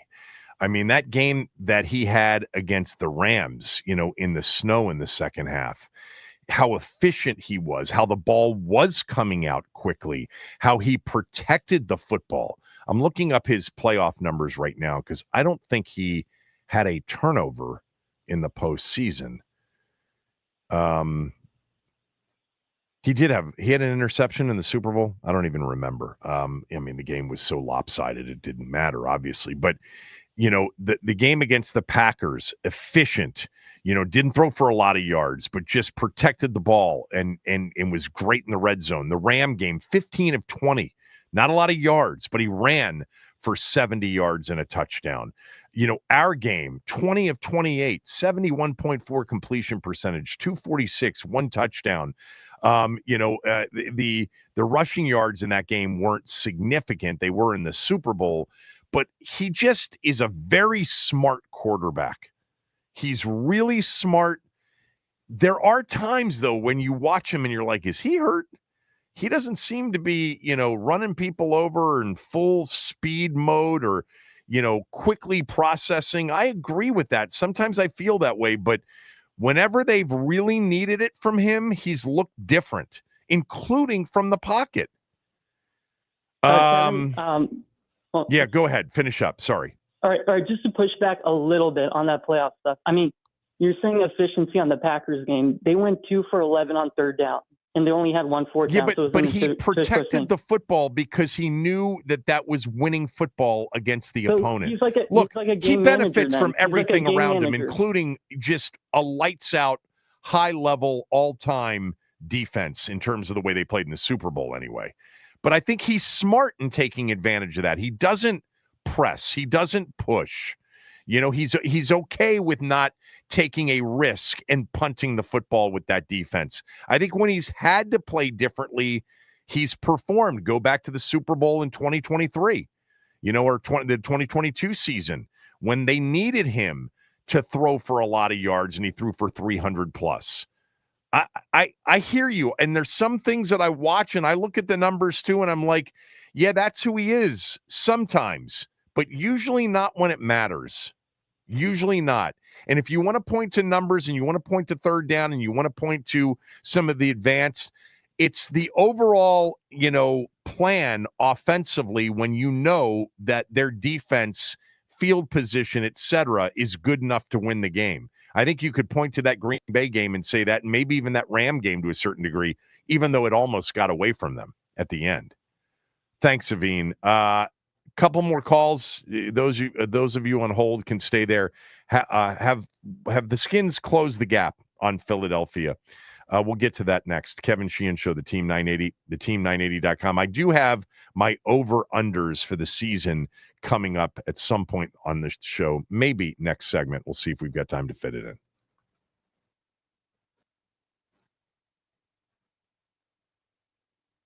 All right, the NFL has announced which players will be honored with their gold shield patch on the jerseys for the 2025 season, including MVP Josh Allen, Saquon Barkley, Offensive Player of the Year, Defensive Player of the Year Pat Surtain, Defensive Rookie of the Year Jared Verse, and Offensive Rookie of the Year, last but not least, Jaden Daniels. Per The Athletic, we have lost one of the sporting world's strongest soldiers. The illegal streaming giant StreamEast has been shut down following a year-long investigation. In the last year alone, the 80 less than legal domains generated a combined 1.6 billion views, again, in the last year. The Nats, they catch the win over the Marlins. Cade Cavalli with a strong 5 innings pitch, giving up only 2 earned runs and earning 6 strikeouts. James Wood hit a 2-run bomb in the 4th inning, put the Nats up 5-2, and that's all she wrote. That was the final score, 5-2. Nats over the Marlins. They go for the sweep this afternoon. First pitch at 1:05. Nats on deck with Charlie and Dave at 12:35 on the Fan. This update is sponsored by the Team 980 YouTube page. Just open the app, type in the Team 980, hit subscribe. Kevin Sheehan is live every day from 10 to 1. You can catch Denton's office throughout all football season. Don't forget to hit the like button whenever you do decide to join us, and turn on notifications to stay up to date on all things DC sports. And that is what's trending.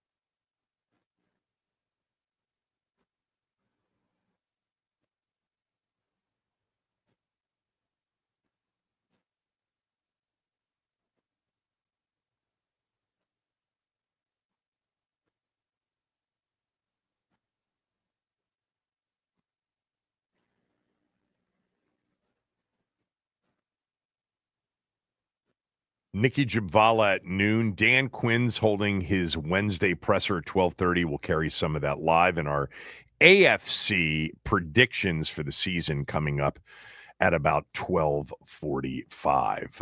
Let's go to Jay. Jay's been on hold. Did Washington close the gap on Philadelphia? What's up, Kevin? Jay, what's up, man? What's up, man? It's been like a year since I talked to you. Yeah, man, it's good to talk to you. I do think they close the gap, and even if it's by a little bit, they move that needle. You know, I'll give you two quick examples. One would be when Diami caught that middle screen when we were playing the Eagles in the playoffs. It was like a 1,000, 2,000, 3, 1,000, boom, right to Diami Brown. Mm-hmm. And he ended up getting a few yards, and then he fumbled. Yeah. Right?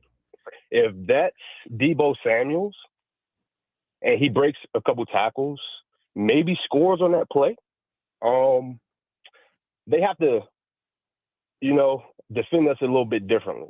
So now that we have Deebo, I think we did close that gap. And then a defense that does not have St. Juice on it, I think will make a significant step, in the right direction. Okay. So if we have some competent corners, like I think we do, I heard Sean Springs. I don't know who he was talking to, but I he had him on sounded last very week. high. Yeah. Okay, all right. So he sounded very high on Trey He loves Amos. him. So Loves him. yeah, I just So think smooth. our secondary held us back a little bit because on those early downs, we could give up a pass or run. So Well, I think especially if we're when we were pressing- loading the box to try to stop the run, Correct. which happened. Correct. You go back to that You need a Philadelphia corner. game at Northwest in Landover. With with Hurts in the game, I mean, we had 9 in the box at times, and they were still running the ball against and they us. were still running. Yeah. Yep. So All right, Jay, I thanks. think Oh, go ahead. Finish. Sorry. Did we cut him off? My fault. Let's go to Paulie. Paulie, go ahead. L to the W, big guy. How you doing, man? What's up? To kind of piggyback on what the last caller saying, man. Listen, we had no problems moving the ball against the Eagles. So it's not versus their defense, our offense versus their defense. I mean, matter of fact, that's going to help close the gap more because Jaden and the offense is going to be better in year 2. It's our defense, and we all talking about on paper, until they get on the field.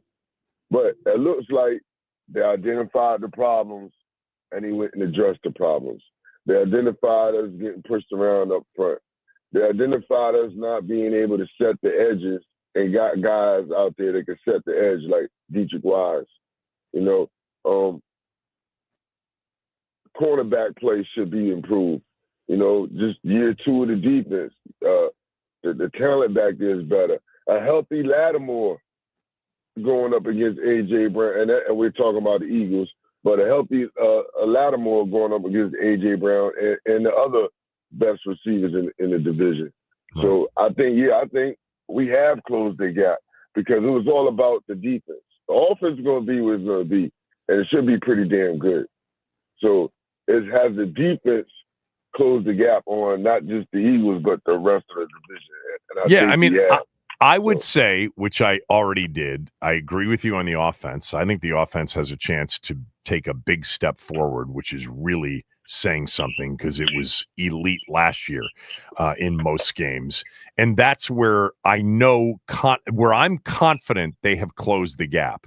I still am hopeful about what we've talked about defensively. The secondary's better. They got bigger. They addressed, the difference in the trenches against the Eagles. By the way, both offensively and defensively, with the additions of, Tunsil and, Kinlaw and Wise and Goldman, etc.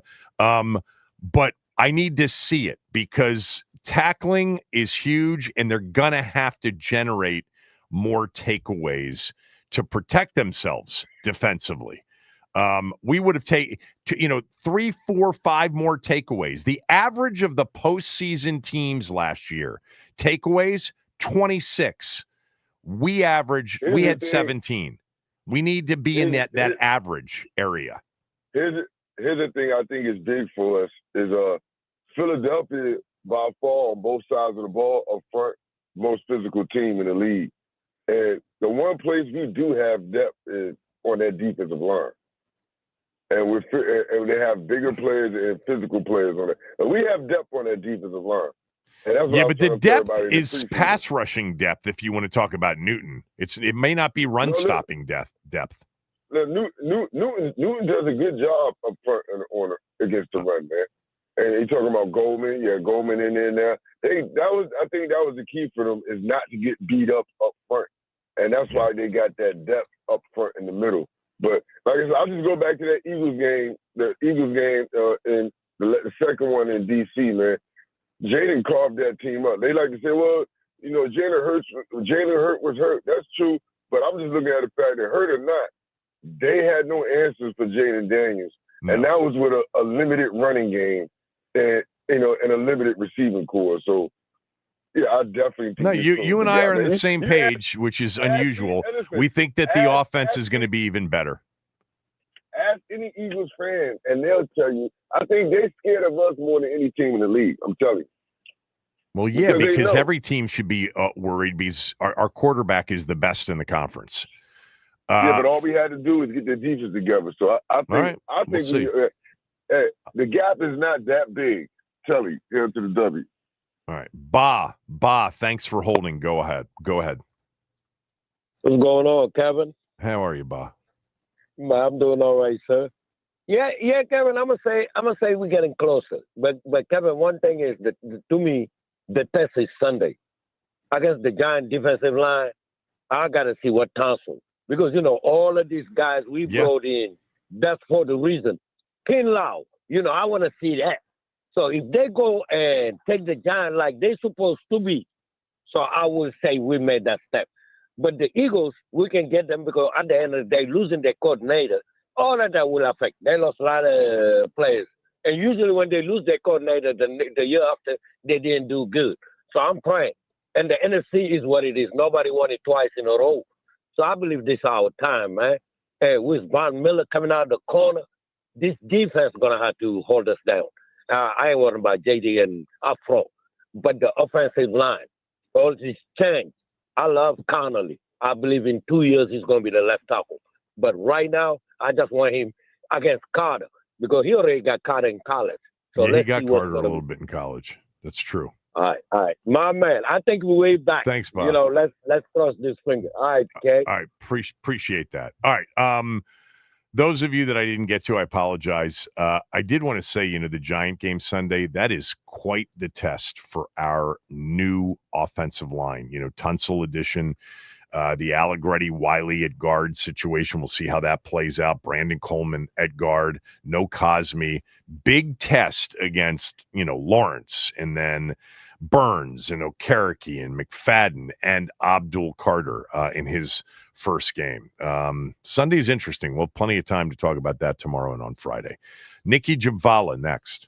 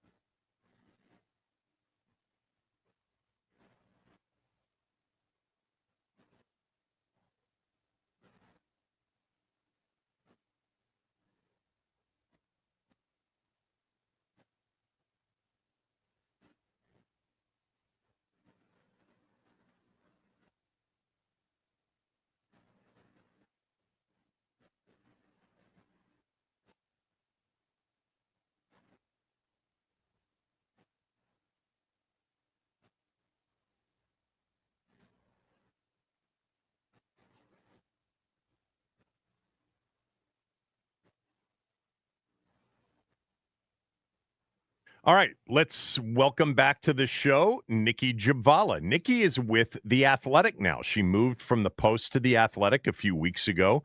I'm a subscriber to The Athletic. I would urge you to do the same, where you can read Nikki's coverage of the team. You can follow Nikki on X, on Twitter, at Nikki, Jhabvala. So let's get right to it, Nikki. You've been out there watching the team all summer. You've been talking to people all summer. What are you expecting? Are you expecting a better team in 2025, a worse team, or something similar to last year's team? I'm expecting slightly worse, just because I feel like last year I didn't really have any expectations. Everything was so new. I mean, the front office was new, coaching staff, quarterback, everything was so new. And the bar was, of course, set very low for the previous season. But this year, I just think they're facing a lot of challenges, the travel, their opponents. Everybody, like, and myself have said this as well, everybody has a year of film on Jaden Daniels, but, he also has a year of film on himself and self-scouted and went through all of that. But I just feel like you're starting to see, their bright spots coming in, right? Where they're deep, their strengths after last season. So I feel like I was looking more for, okay, what are their weaknesses that defenses or offenses will exploit? And, there are a few concerns. They may turn out to be fine and pleasantly surprise me, but there are some concerns. I mean, that one of the biggest to me right now is the receiver depth, the linebacker depth. God forbid anything happens to Frankie Louvu or Bobby Wagner. I don't feel great about that group right now. And I just don't know what the defense will really look like. They built that line to try to stop the run, but will they actually stop the run? We didn't really see a whole lot in camp, so it's hard to know. So you've identified, a couple of your concerns, wide receiver depth, defense, stopping the run in particular, which of course was a major issue last year, which they still week in and week out somehow overcame, including in 2 playoff games. What are you confident in terms of their strengths? The quarterback, hands down. I mean, he's very good, obviously. He was good last year, very good last year. And I think he's only gotten better. Will he, have success at the same pace that he did last year? Probably not. I mean, a lot of that was just, you can't do that year after year. But I just think he's a very smart quarterback who has, insane physical gifts as well. You just don't find that every day. This is the type of quarterback that teams are chasing, and they got one. So, yeah, obviously quarterback with Jaden Daniels. I think their secondary is really good. There's an if in all of that. If Marshawn Lattimore can stay healthy, right. He looks more like the cornerback he did a few years ago. Obviously did not look anything like that last year with the hamstring injury. And, I mean, I think he had as many penalties as games played last year. So if he can stay healthy, I think that group is really good and deep. The safeties especially. Jeremy Reeves, I think, gets better every year. He had a lot of plays in camp. So I think you don't feel like you're going from starters and then a steep drop off to the reserves in the secondary, which is obviously what you want at every position. But I feel like they're especially deep. I think Trey Amos, the rookie corner, is very good. Not what you would expect in a rookie corner. And, there have been a lot of issues with corners with this franchise in recent years, especially a rookie corner. But he's very polished. His technique is sound. His eyes are where they need to be.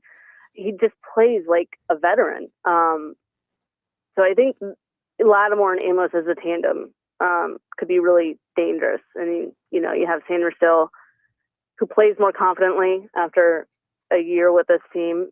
He's back in the slot. I think he's quite good. And seems to get along well with everybody in the secondary. The communication is good back there. And Quan Martin, I still think, is like one of the more underrated players. Yeah. on this team and the league in general. I just think he's a really good player. And he too seems to get better with every season. And it may not always be the flash that you see with other positions, but he's a quarterback back there. And he deserves more praise than he's probably getting. All right. The first part of your answer was the quarterback. You wrote recently, Jaden got better. How did he get better? So when I was talking to him, he was saying how he went back to California, obviously, and rewatched a bunch of his film. This was something that Bobby Wagner encouraged them to do. And college kids just generally don't do this. Most just aren't into heavy film studies, not nearly as much as they are in the pros, I feel like. But he went back and really studied his film and tried to find the things that defenses would exploit. And one of them, of course, which has been talked about, is the footwork. Just make it more seamless as he's getting in and out, and if to help with the run game and pass game. You can see it too when you're out there. I'm trying to describe it without sounding like a moron. It's all right. Yeah, but it does look more seamless and helps with velocity too. I mean, it all works together. So he feels like that's been better, and just his overall command of the offense. Having a year within it, I think he feels more confident to tell Cliff Kingsbury, all right, I like this, I don't want this. And, to his leadership too, you see it on the field. There was that one now infamous play during training camp where, he sent one of his receivers off the field after he false started and, turned to the sideline with the coaches and said, give me somebody else.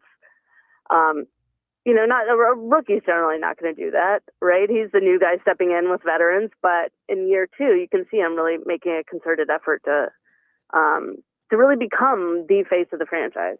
Yeah, I had Quinn on the show last week, and I asked him about, the thing that fans and media people talk about a lot, when there's a great player or a great offense that's new, just give defensive coordinators an off season and they'll figure out a way to slow that offense down or slow that player down. And I asked Quinn if that's, a thing, within the league, or is that something that just fans talk about? And he dismissed it, pretty quickly and said, yeah, that's not really a narrative that we have in our league. But I also got the sense that one of the reasons he answered it that way is he's got a generational talent at quarterback. And it really doesn't matter what people do in the offseason to try to figure him out. He's too good and he'll be one step ahead.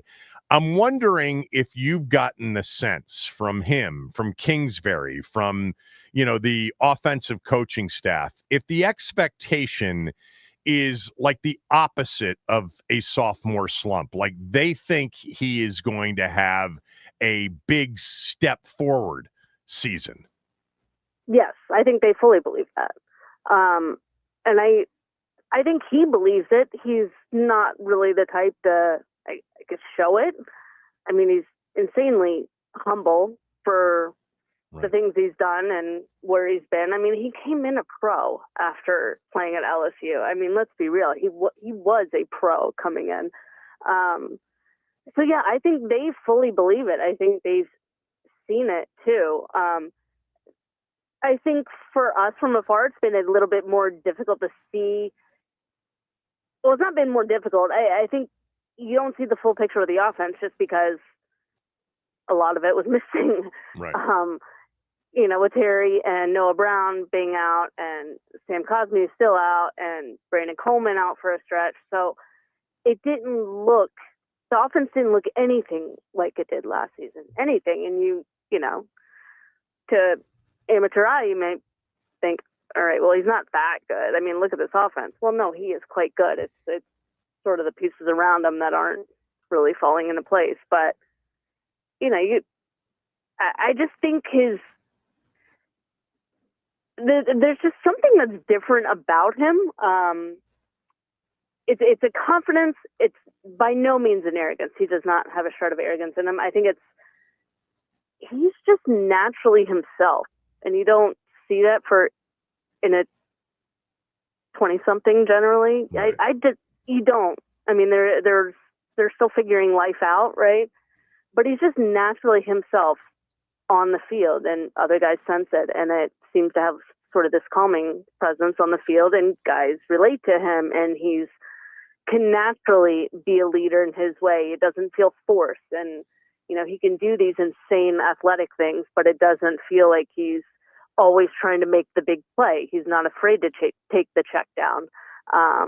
So I feel like things just seem natural to him. Yeah, I mean, what you're also describing, I'm wondering if it has extended to, if you've seen, because you've talked about sort of the way he naturally leads, it's not forced.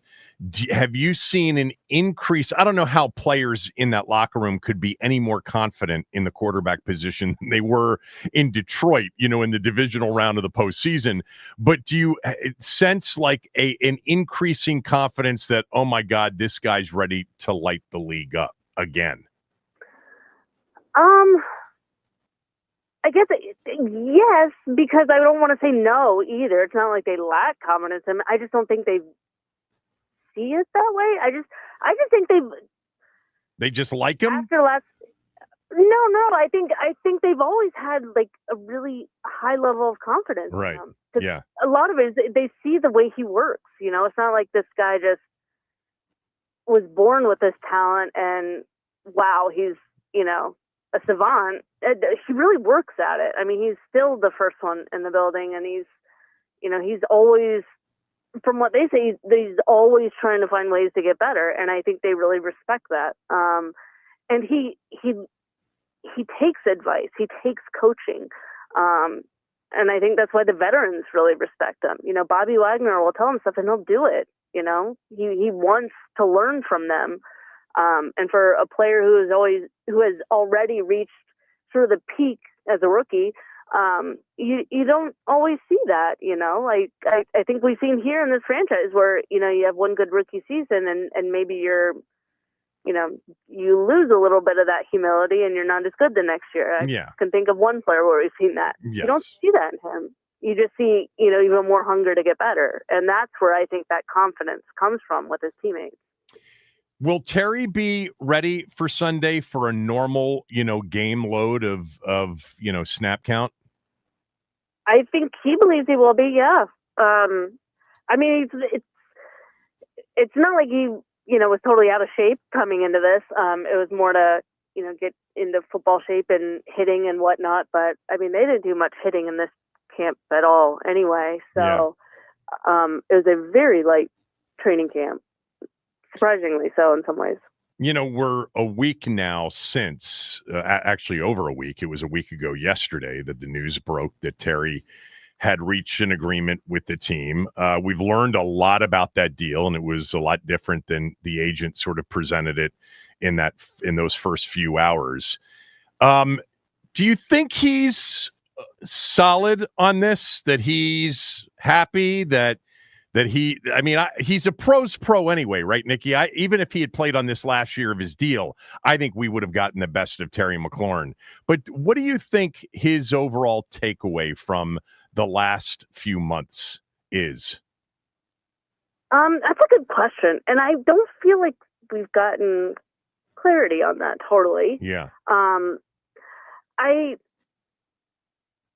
I think he's happy that they extended something to him, like it wasn't just a hard no. I mean, I do agree with Adam Peters that they didn't have to do this. Right. He had a year. They didn't have to do this. And I think you can take some solace in the fact that they did want to do this, and they said they wanted to do this back in March. But is it the deal he wanted from the outset? Absolutely not. I mean, I'm so glad you brought this up because one of my stories is going to be on this. So thank you. Well, the reason I brought it up, I've been thinking about it the last couple of days, and I even watched him in that press conference very closely. And my gut is that they're not thrilled. I don't see how they could be. Yeah. It's essentially a 1-year extension. Right. And really, and it was it's so far from what they wanted. But yet I don't know how you think and believe. I've been saying all summer, if it ends up being $50 million guaranteed and it's less than that, you got to take it. You'll never have this opportunity again. Yes. And I think they knew that much. So you got to take it. I would not have taken the approach that Terry and his agent took, and I understand why they took it. He's the agent, he's the client. It's their prerogative to approach this as they wish, and they feel is best for them. I don't know that it wouldn't have been the right play for me. I'm all for players getting every penny they can, especially in this game where you don't know what you'll be left with physically and mentally, right? You should get every penny you can. But this one, some of it just didn't make a whole lot of sense to me. Like, beginning training camp as a holdout only to hold in 4 days later. Like, it doesn't send a consistent message if that's what you're going for. And, ultimately they have more leverage, because you'll end up being a 31-year-old receiver on the free market. Otherwise, it just on the free agent market. Some of it didn't make a ton of sense. And then,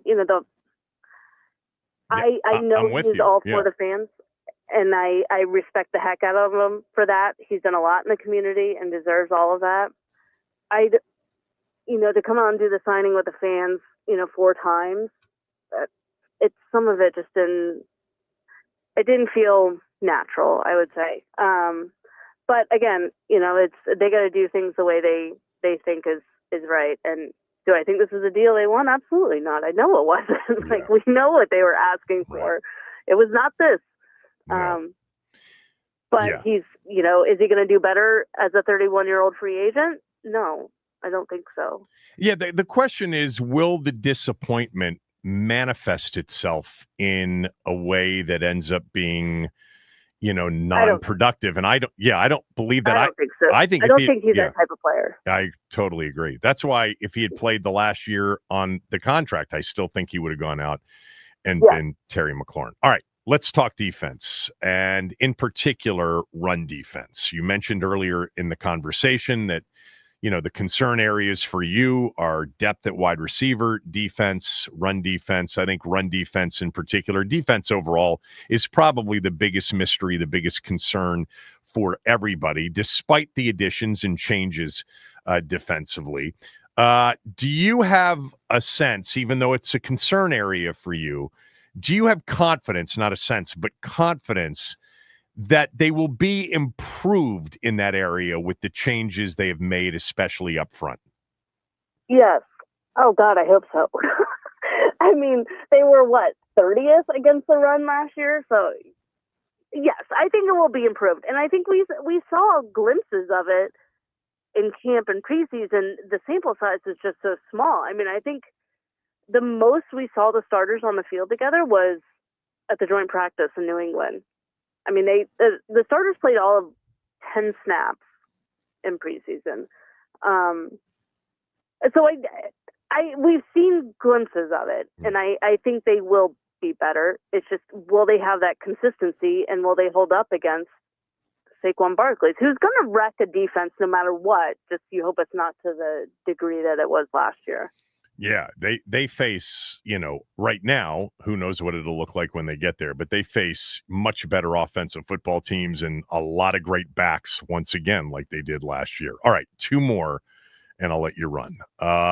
Who's the player that you've kind of identified as a player that will end up contributing a lot more than most fans think he will? Oh, that's a good question. I'm going through the roster in my head right now. You're roster. Yeah. I mean, Von Miller. I mean, but do people not think he's going to contribute much? I don't. Well, if you said he's going to have 12, 13 sacks, I think people would be surprised about that. Yeah, I don't know if he'll hit that many, but I mean, I could see him leading the team in sacks. Sure. Do you want me to give you a couple of options here, since you don't have the roster in front of you? Help me along. All right. Yeah. Jordan McGee.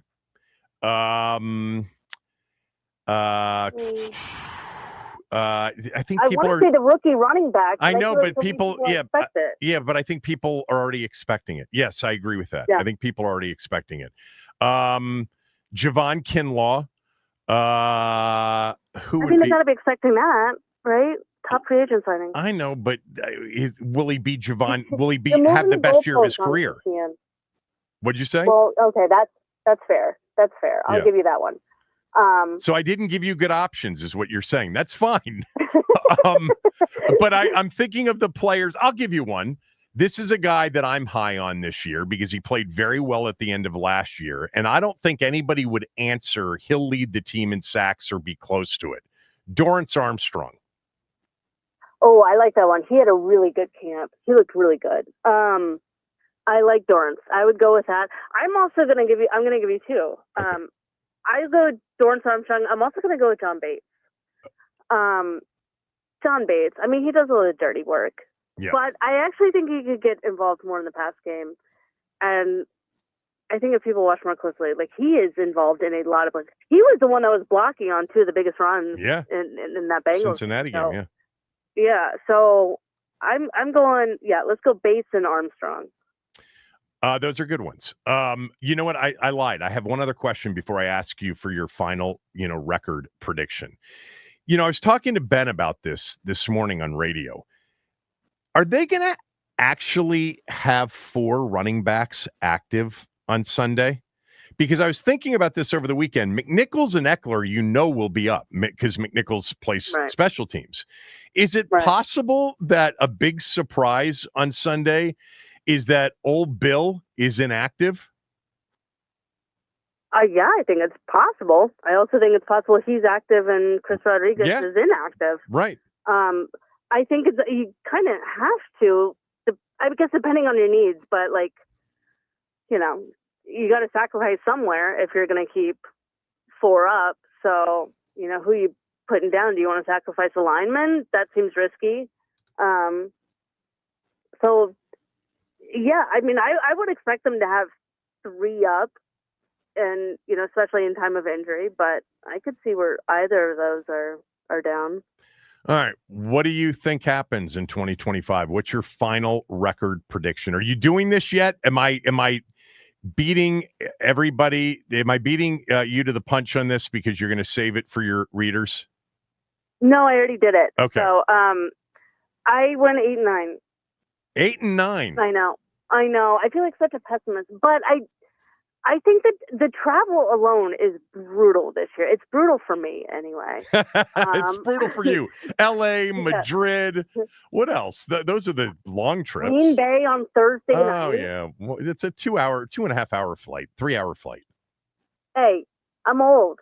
No, you're not old. I'm thinking about me. You're not old. But no, they go Atlanta and then LA in consecutive weeks. Right. And then the back end of the schedule is, why do they always get all these divisional games in the back end? And I guess the Cowboys are not what the Cowboys were a week ago. But yeah, I don't think it's not a great schedule. 8-9. Nikki's got 8 and 9, but you know what? You're out there. You're out there. I mean, if it's there. yeah, you might be right.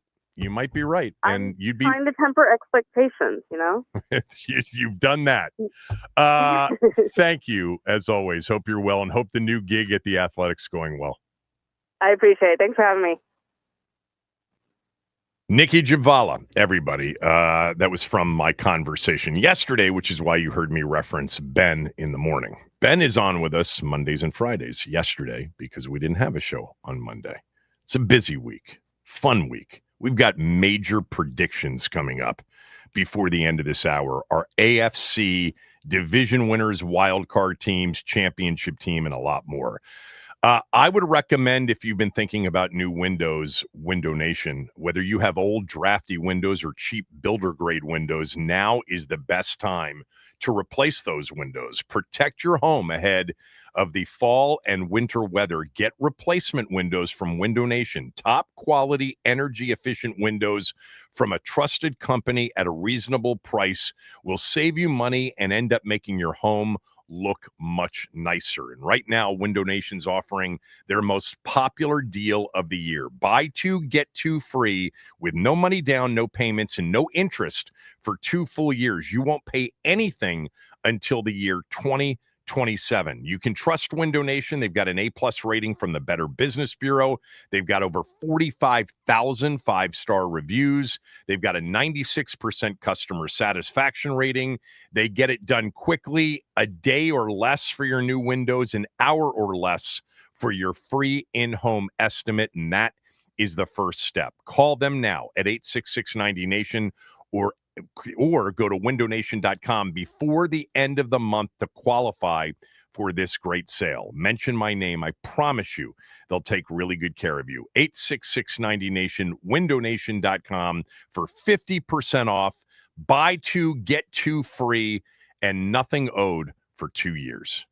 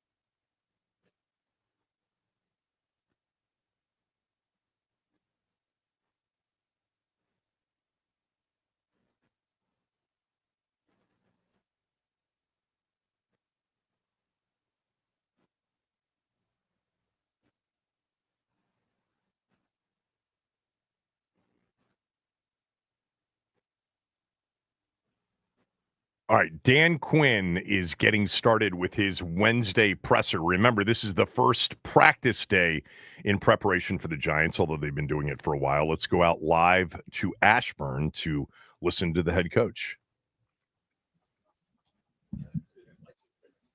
Yeah, good to see everybody. We got real microphones, man. We're moving on up. It's awesome. As we're gearing up for the season, to begin, my thoughts really have been they keep coming back to identity. And as fun as last year was, I don't think an identity is fully formed in 1 year. And you add players, and that fully develops over time. But beginning this Sunday, it's about how we play. And I like to be bold and aggressive and be strong, in these winning time moments that we work, but that has to be constant. And we need to live it over and over as we're going through it. And so that's what I want to see this week, getting that identity together and how we want to get down all the time. And so I want to still this week see it, and every week from here after. But that's the one thought that keeps coming into my mind, through the camp and into the start of the season. And you just want to see that over and over. And so that was my one thought, and get rocking with you guys. Hey, Dan, speaking of identity and what happened last year, Jaden obviously had a big year, a lot to deal with in the offseason. Guys can kind of go different directions. How have you seen him handle all this, and how can that help him going into this year? Yeah, you guys have been around him enough to know that he has a rare focus about him, and the best players I've been around have had that, through my years. And so I think he sees it more of like opportunity, John, to say, all right, I'm gonna go do this. I'm gonna go find ways to improve and get better. And so that's what I see, throughout the off season with him, coming into training camp. But he just keeps this focus about him that is really rare. And the best of the best have that. And that's what he does not back off of that. And he doesn't look too far down the line, which I really appreciate. He just, man, we're going to throw good practice. He just doesn't get too far, out over his skis. And I think that's one of the things I really admire about him. The running back situation, how do you feel like that can break down? I'm sure you don't want to give away all your plans, but just how do you assess that group going into this game? Yeah, you loved having some versatility, with the group. And I think it's no big, secret what Austin can provide in space and getting the ball in that way. That's one of his superpowers. So as we're growing that, I think it'll take, some time, John, to get into that space and who's excellent in what spaces and how do we do that. But I don't think that's in one game. But I do like this group. I really do. I want to make sure I'm clear on that. They all bring, some things to the table that's unique, special teams roles, offensive roles. And that's what I like about it. That's our job, to find the strengths and pull them out of these guys and see what they can do. And it's a fun part of the process of coaching too. With the guys that returned last Gary, week, Noah. I know Brandon played in the last preseason game, but just in his return too, do you expect them to be, full go on Sunday? Do you expect them to have any limitations? Yeah, right now we'll go a full week of practice with them. And so Brandon and Terry is about as full, as they can get into this spot, the workloads, what we've hit on with them. So they'll get their normal amount, of practice and going into that. But yeah, they're both doing, really strong in that way. And I have a non-football question, Bring it. just with everybody back in the building, all the changes that have been made to the facility. How does that help you guys, the locker room, everything like that? I think it helps to know that, like in the spring, it was, like we didn't know what could be, here we were, in trailers for lockers and lots of shower pills that, it was rough. But we thought, what could be through Josh of, creating a, championship environment. Now, all that said, it's as nice as everything is, it's still the people here that make it. And I think that's one thing that it's a lesson I'll never forget. It can be a shiny or nice, but man, it is the people when you play a team. So when you combine them both, then it, kind of gives on both of those. There's also a lot of like recovery equipment that the team invested in. And so that's one thing that the players have really benefited from, the different modalities that they have. It's really strong in that way. So when we create those times that they have, man, that whole area is really full. So that's one thing that's a real benefit from a physical side. And every season knits itself together differently, but first 4 games, I know you take it in quarters. Like, what do you hope this group can kind of start to stitch together this first quarter of the season? Yeah, you bring up an interesting point. I agree with you that as the team's forming, you're starting to find what people's strengths are, what needs more development, and that's kind of the constant massaging. I think early on, I wanted to go only this way, and then you learn, no, man, like you have to navigate those as it goes. But going into the space, I want to make sure like our play style and attitude is right. The way that we cover kicks. I love this group, the way they can play and fast. I want to make sure our tackling is on point. I want to make sure we do the things, at the end of the halves and the end of the games that give us chances to win. So each week we talk about, what do we need to do to win this game? And it's not the same every week, but there's so much unknown in the beginning of a season that it takes a few times to really find roles, see where they go, and then develop into those roles, because it may not be what you had thought at, May 5th. And now that you're here in September, okay, this is where it's going to be. And now how do you really go nail those roles? Morning, Coach. You referenced during the final training camp practice Mamba time. Is that a phrase that comes from you? Is that comes from the players? And what is Mamba time? Sure. It is a specific game management time.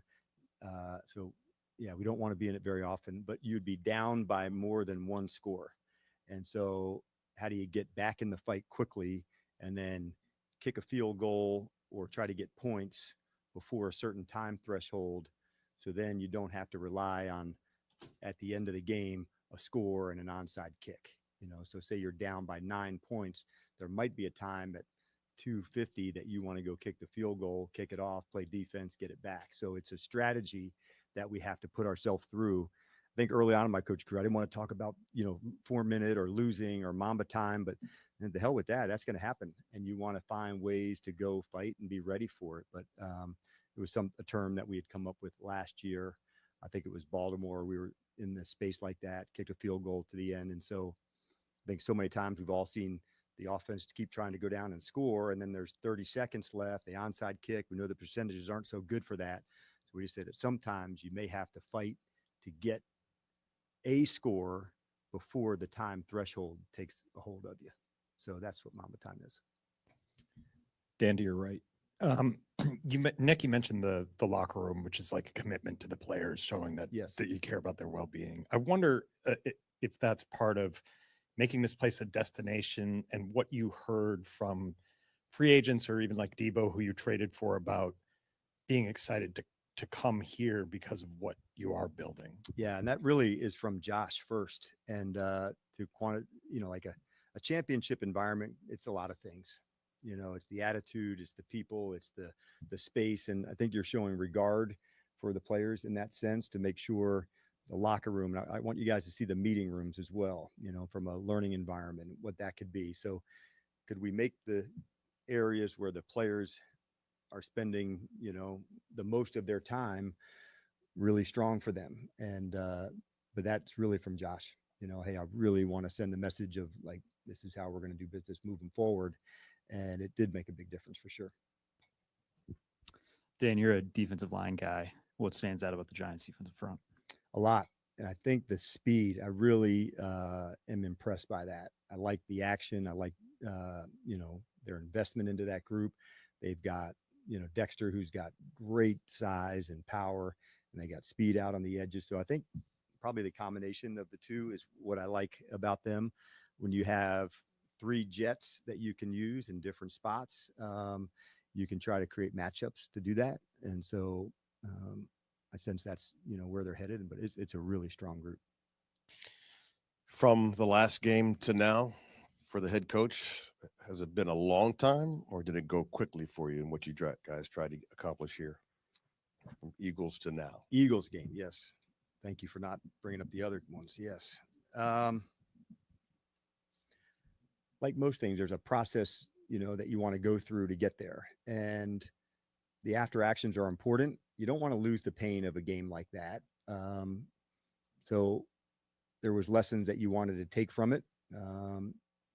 You hear us talk about turnover margin so often that maybe like, oh, again, but it's such an important part of what we do.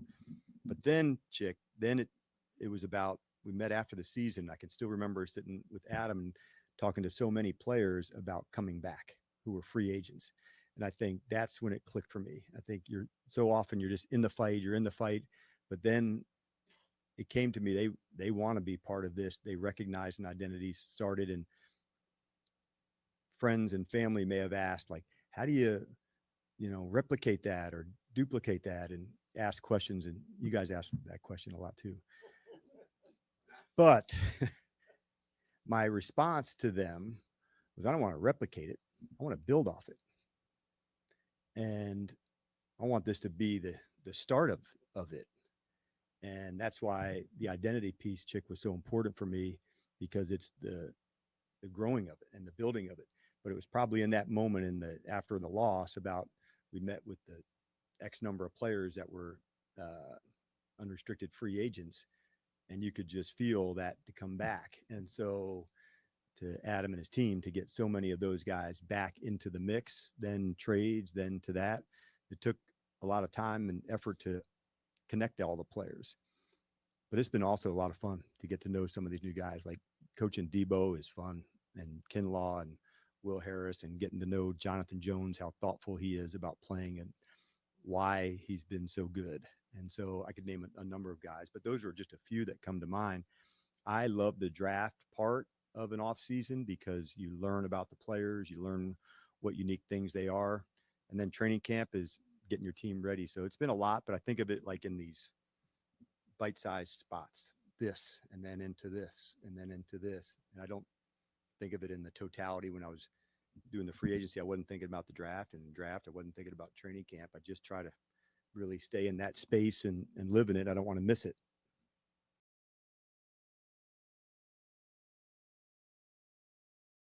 Mamba time. Mamba time is down by more than one score at the end. And I went back through after hearing that. They had a couple of those games. He talked about the Baltimore game. The Dallas game at home was really the game in which Mamba time and leaving enough time on the clock to avoid an onside kick. You've got to think in this day and age, because of the long shot of recovering an onside kick, you've got to think about getting that first score with enough time on the clock along with your timeouts to get the ball back on offense, because you're just not more likely than not going to get it back on an onside kick. But they kicked a field goal with 1:40 to go on second down to make it 27-20 in the Cowboy game. And they got the ball back and they scored on an 86-yard touchdown pass. But that damn Austin Seibert missed the extra point. But yeah, I thought for the most part last year, they did a pretty good job, of managing those situations. A lot of teams don't do it well. And I thought that they did it for the most part pretty well. I think one of the interesting situations in football is when a team is down 8 and it's referred to as a one-possession game, and the team then treats it like it's a one-possession game, when the probability is it's a two-possession game, because two-point conversions are across the board league-wide less than 50%. Now, some teams are higher than 50, and some teams are much lower than 50. But more teams, a lot of teams don't treat that down 8 final drive like it's still a two-possession game, when it is more likely than not a two-possession game. Anyway, all right, when we come back, we will finish up the show with our first of 2 days of NFL 2025 predictions. We will focus on the AFC when we return. Kevin Sheehan Show, the Team 980 and the team980.com.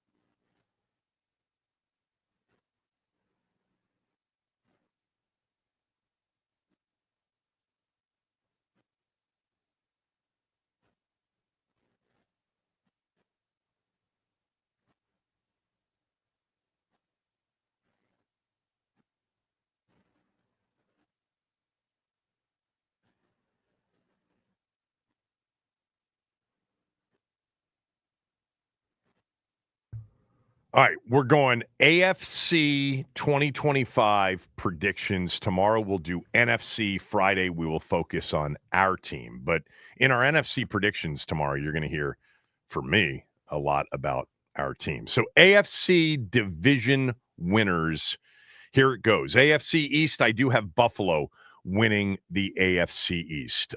Pittsburgh is going to shock and win the AFC North, beating out both Baltimore and Cincinnati. I like Houston to win the AFC South again.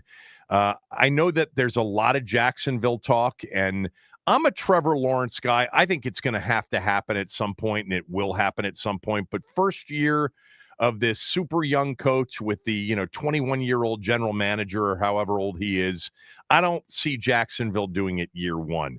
And then I've got the Chiefs. I think the Chiefs are better, and I think the Chiefs are hungry offensively. This was not, last year a great year offensively, and yet they won 15 games. Basically, they only lost one because they didn't play any of their starters in the season finale, and they got to the Super Bowl where that offense was completely shut down by Philadelphia. So those are the four division winners. In the AFC, I've got Baltimore, Cincinnati, and the Chargers as wild cards. So I don't really have what I usually have, which is one or two shockers, other than I don't think a lot of people will have Pittsburgh winning the AFC North. By the way, my seeding, Kansas City is a 1 seed, and then it's Buffalo, Pittsburgh, Houston, Baltimore, Cincinnati, and the Chargers 2 through 7 in the AFC. Max, go ahead. All right. So I'm going to start off with my division winners. The Bills are my division winner out of the AFC East. AFC North, I'm taking the Ravens. I think that defense is going to be incredibly solid. I know you feel the same way about Pittsburgh's, but I feel like the Ravens are just going to be head and shoulders above. Texans out of the AFC South, and then I refuse to doubt Patrick Mahomes. I thought about it, really did, but I can't do it. My wild cards are going to be, I got two teams coming out of the AFC North. I am going with the Steelers and the Bengals, and then I'm going with a different AFC West team than you. Give me the Broncos making the playoffs in the wild card. Okay. So, you and I both only have one new playoff team in the AFC playoffs from a year ago, which is really dangerous because usually there is more than one new one. We both have the Bengals in. I have the Broncos out, and you have the Chargers out in that scenario. All right, AFC postseason, I have advancing to the AFC title game, Pittsburgh playing at Arrowhead in the AFC title game with the Chiefs going back to the Super Bowl. I think the Chiefs are very dangerous this year. I think Mahomes felt like, it was not a great year for him, wasn't a great year for them offensively. They have added to the offensive line. By the way, it's going to be one of those situations where we look back on this draft and we wonder whether or not Washington made the right decision with Connerly Jr. and then the Chiefs selecting Josh Simmons, because apparently Simmons has blown people away in Kansas City offseason and summer. We'll see long-term how it works out. But I have the Chiefs going back to another Super Bowl out of the AFC. What do you have?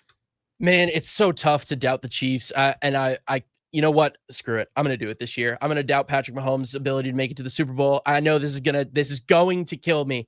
I can see the guillotine coming towards my head, but give me the Ravens and the Bills in the AFC title matchup. I think the Ravens are going to beat them. I'm very high on Lamar this year. I mean, that the season he had last year was absolutely incredible. I mean, he should have won the MVP, but the year prior, Josh Allen should have won it. So I understand. We're just flip-flopping at this point. But give me the Ravens. I'm taking them in the AFC as the AFC title winner. I think they beat the Bills. I think something happens with the Chiefs around playoff time. Rashee Rice is going to be back, but I just don't think it's going to be enough. Give me the Ravens and the Bills. Ravens win the AFC. The level of consistency year in and year out now for basically a half decade, if not a little bit longer, about 5 years, of Kansas City, Buffalo, Baltimore at the top of the AFC. It's really remarkable. It's so hard to sustain it, in the NFL year in and year out. And those three programs have been consistently at the top of the conference, and no one thinks differently heading into this year. And really that next tier, if you want to go Pittsburgh, Chargers, Texans, that doesn't change that much. We'll have the NFC picks. We'll see if there's any, significant, surprises in our NFC picks. But I've got the Chiefs over the Steelers in the AFC Championship game, with the Chiefs going back to the Super Bowl. And Max has the Ravens over the Bills in the Super Bowl. The Ravens over the Bills making the Super Bowl. All right, a couple of more AFC predictions. We're going to go with an overperforming team, an underperforming team, and then a big AFC bold prediction. So my overperforming team are going to be the Steelers. I think Pittsburgh can win 11 games this year. I am really riding this idea, and I could be dead wrong because he may fall off the cliff, at 42 years old or whatever it is. But I don't think Aaron Rodgers was bad last year. I did think Aaron Rodgers looked a lot like Aaron Rodgers. I think he can be a top half of the league starting quarterback in 2025. And if that's true, the Steelers are going to be a much better football team. They win 9 every year with Mike Tomlin and no quarterback. So I think the Steelers are going to overperform expectations. And I think underperforming for me, I think the Patriots are getting a lot of discussion for a team in the first year of a coaching staff and the second year of a quarterback that still the jury is out on. I liked Drake May coming out. I did not love him. I liked Penix Jr. more. I certainly liked Jaden a lot more than Drake May, but I never disliked Drake May, and I think he can become a really good NFL quarterback, but I'm not sure. And people, their over-under is 8.5. That's unbelievable after 4 wins last year. So there's a lot of expectation that New England's going to be a surprise team. I think they're going to underperform that expectation. And then my AFC bold prediction, Aaron Rodgers makes it to the Pro Bowl as an AFC quarterback. That's saying a lot when you've got Burrow, Mahomes, Jackson, Herbert, Stroud, etc. Aaron Rodgers makes the Pro Bowl. You're overperforming, underperforming, and bold prediction for the AFC. All right, my overperformer, it's not going to be a playoff team, but this team is going to outperform expectations. I've got the Titans overperforming. I like that one. I'm going to take their win total too. I'm going to take over on the win total. It's 5.5. I really like Cam Ward. I think he's going to bring some actual change to the Titans, which we haven't seen in forever. So that's going to be a huge thing. And then my underperforming team, the Miami Dolphins. I just can't do it anymore. I can't foresee it. I think Tua is cooked. Tyreek is checked out. Mike McDaniel is furious, and he's not normally a guy that gets pissed off. So, give me the Dolphins under win total. That's going to be 7.5.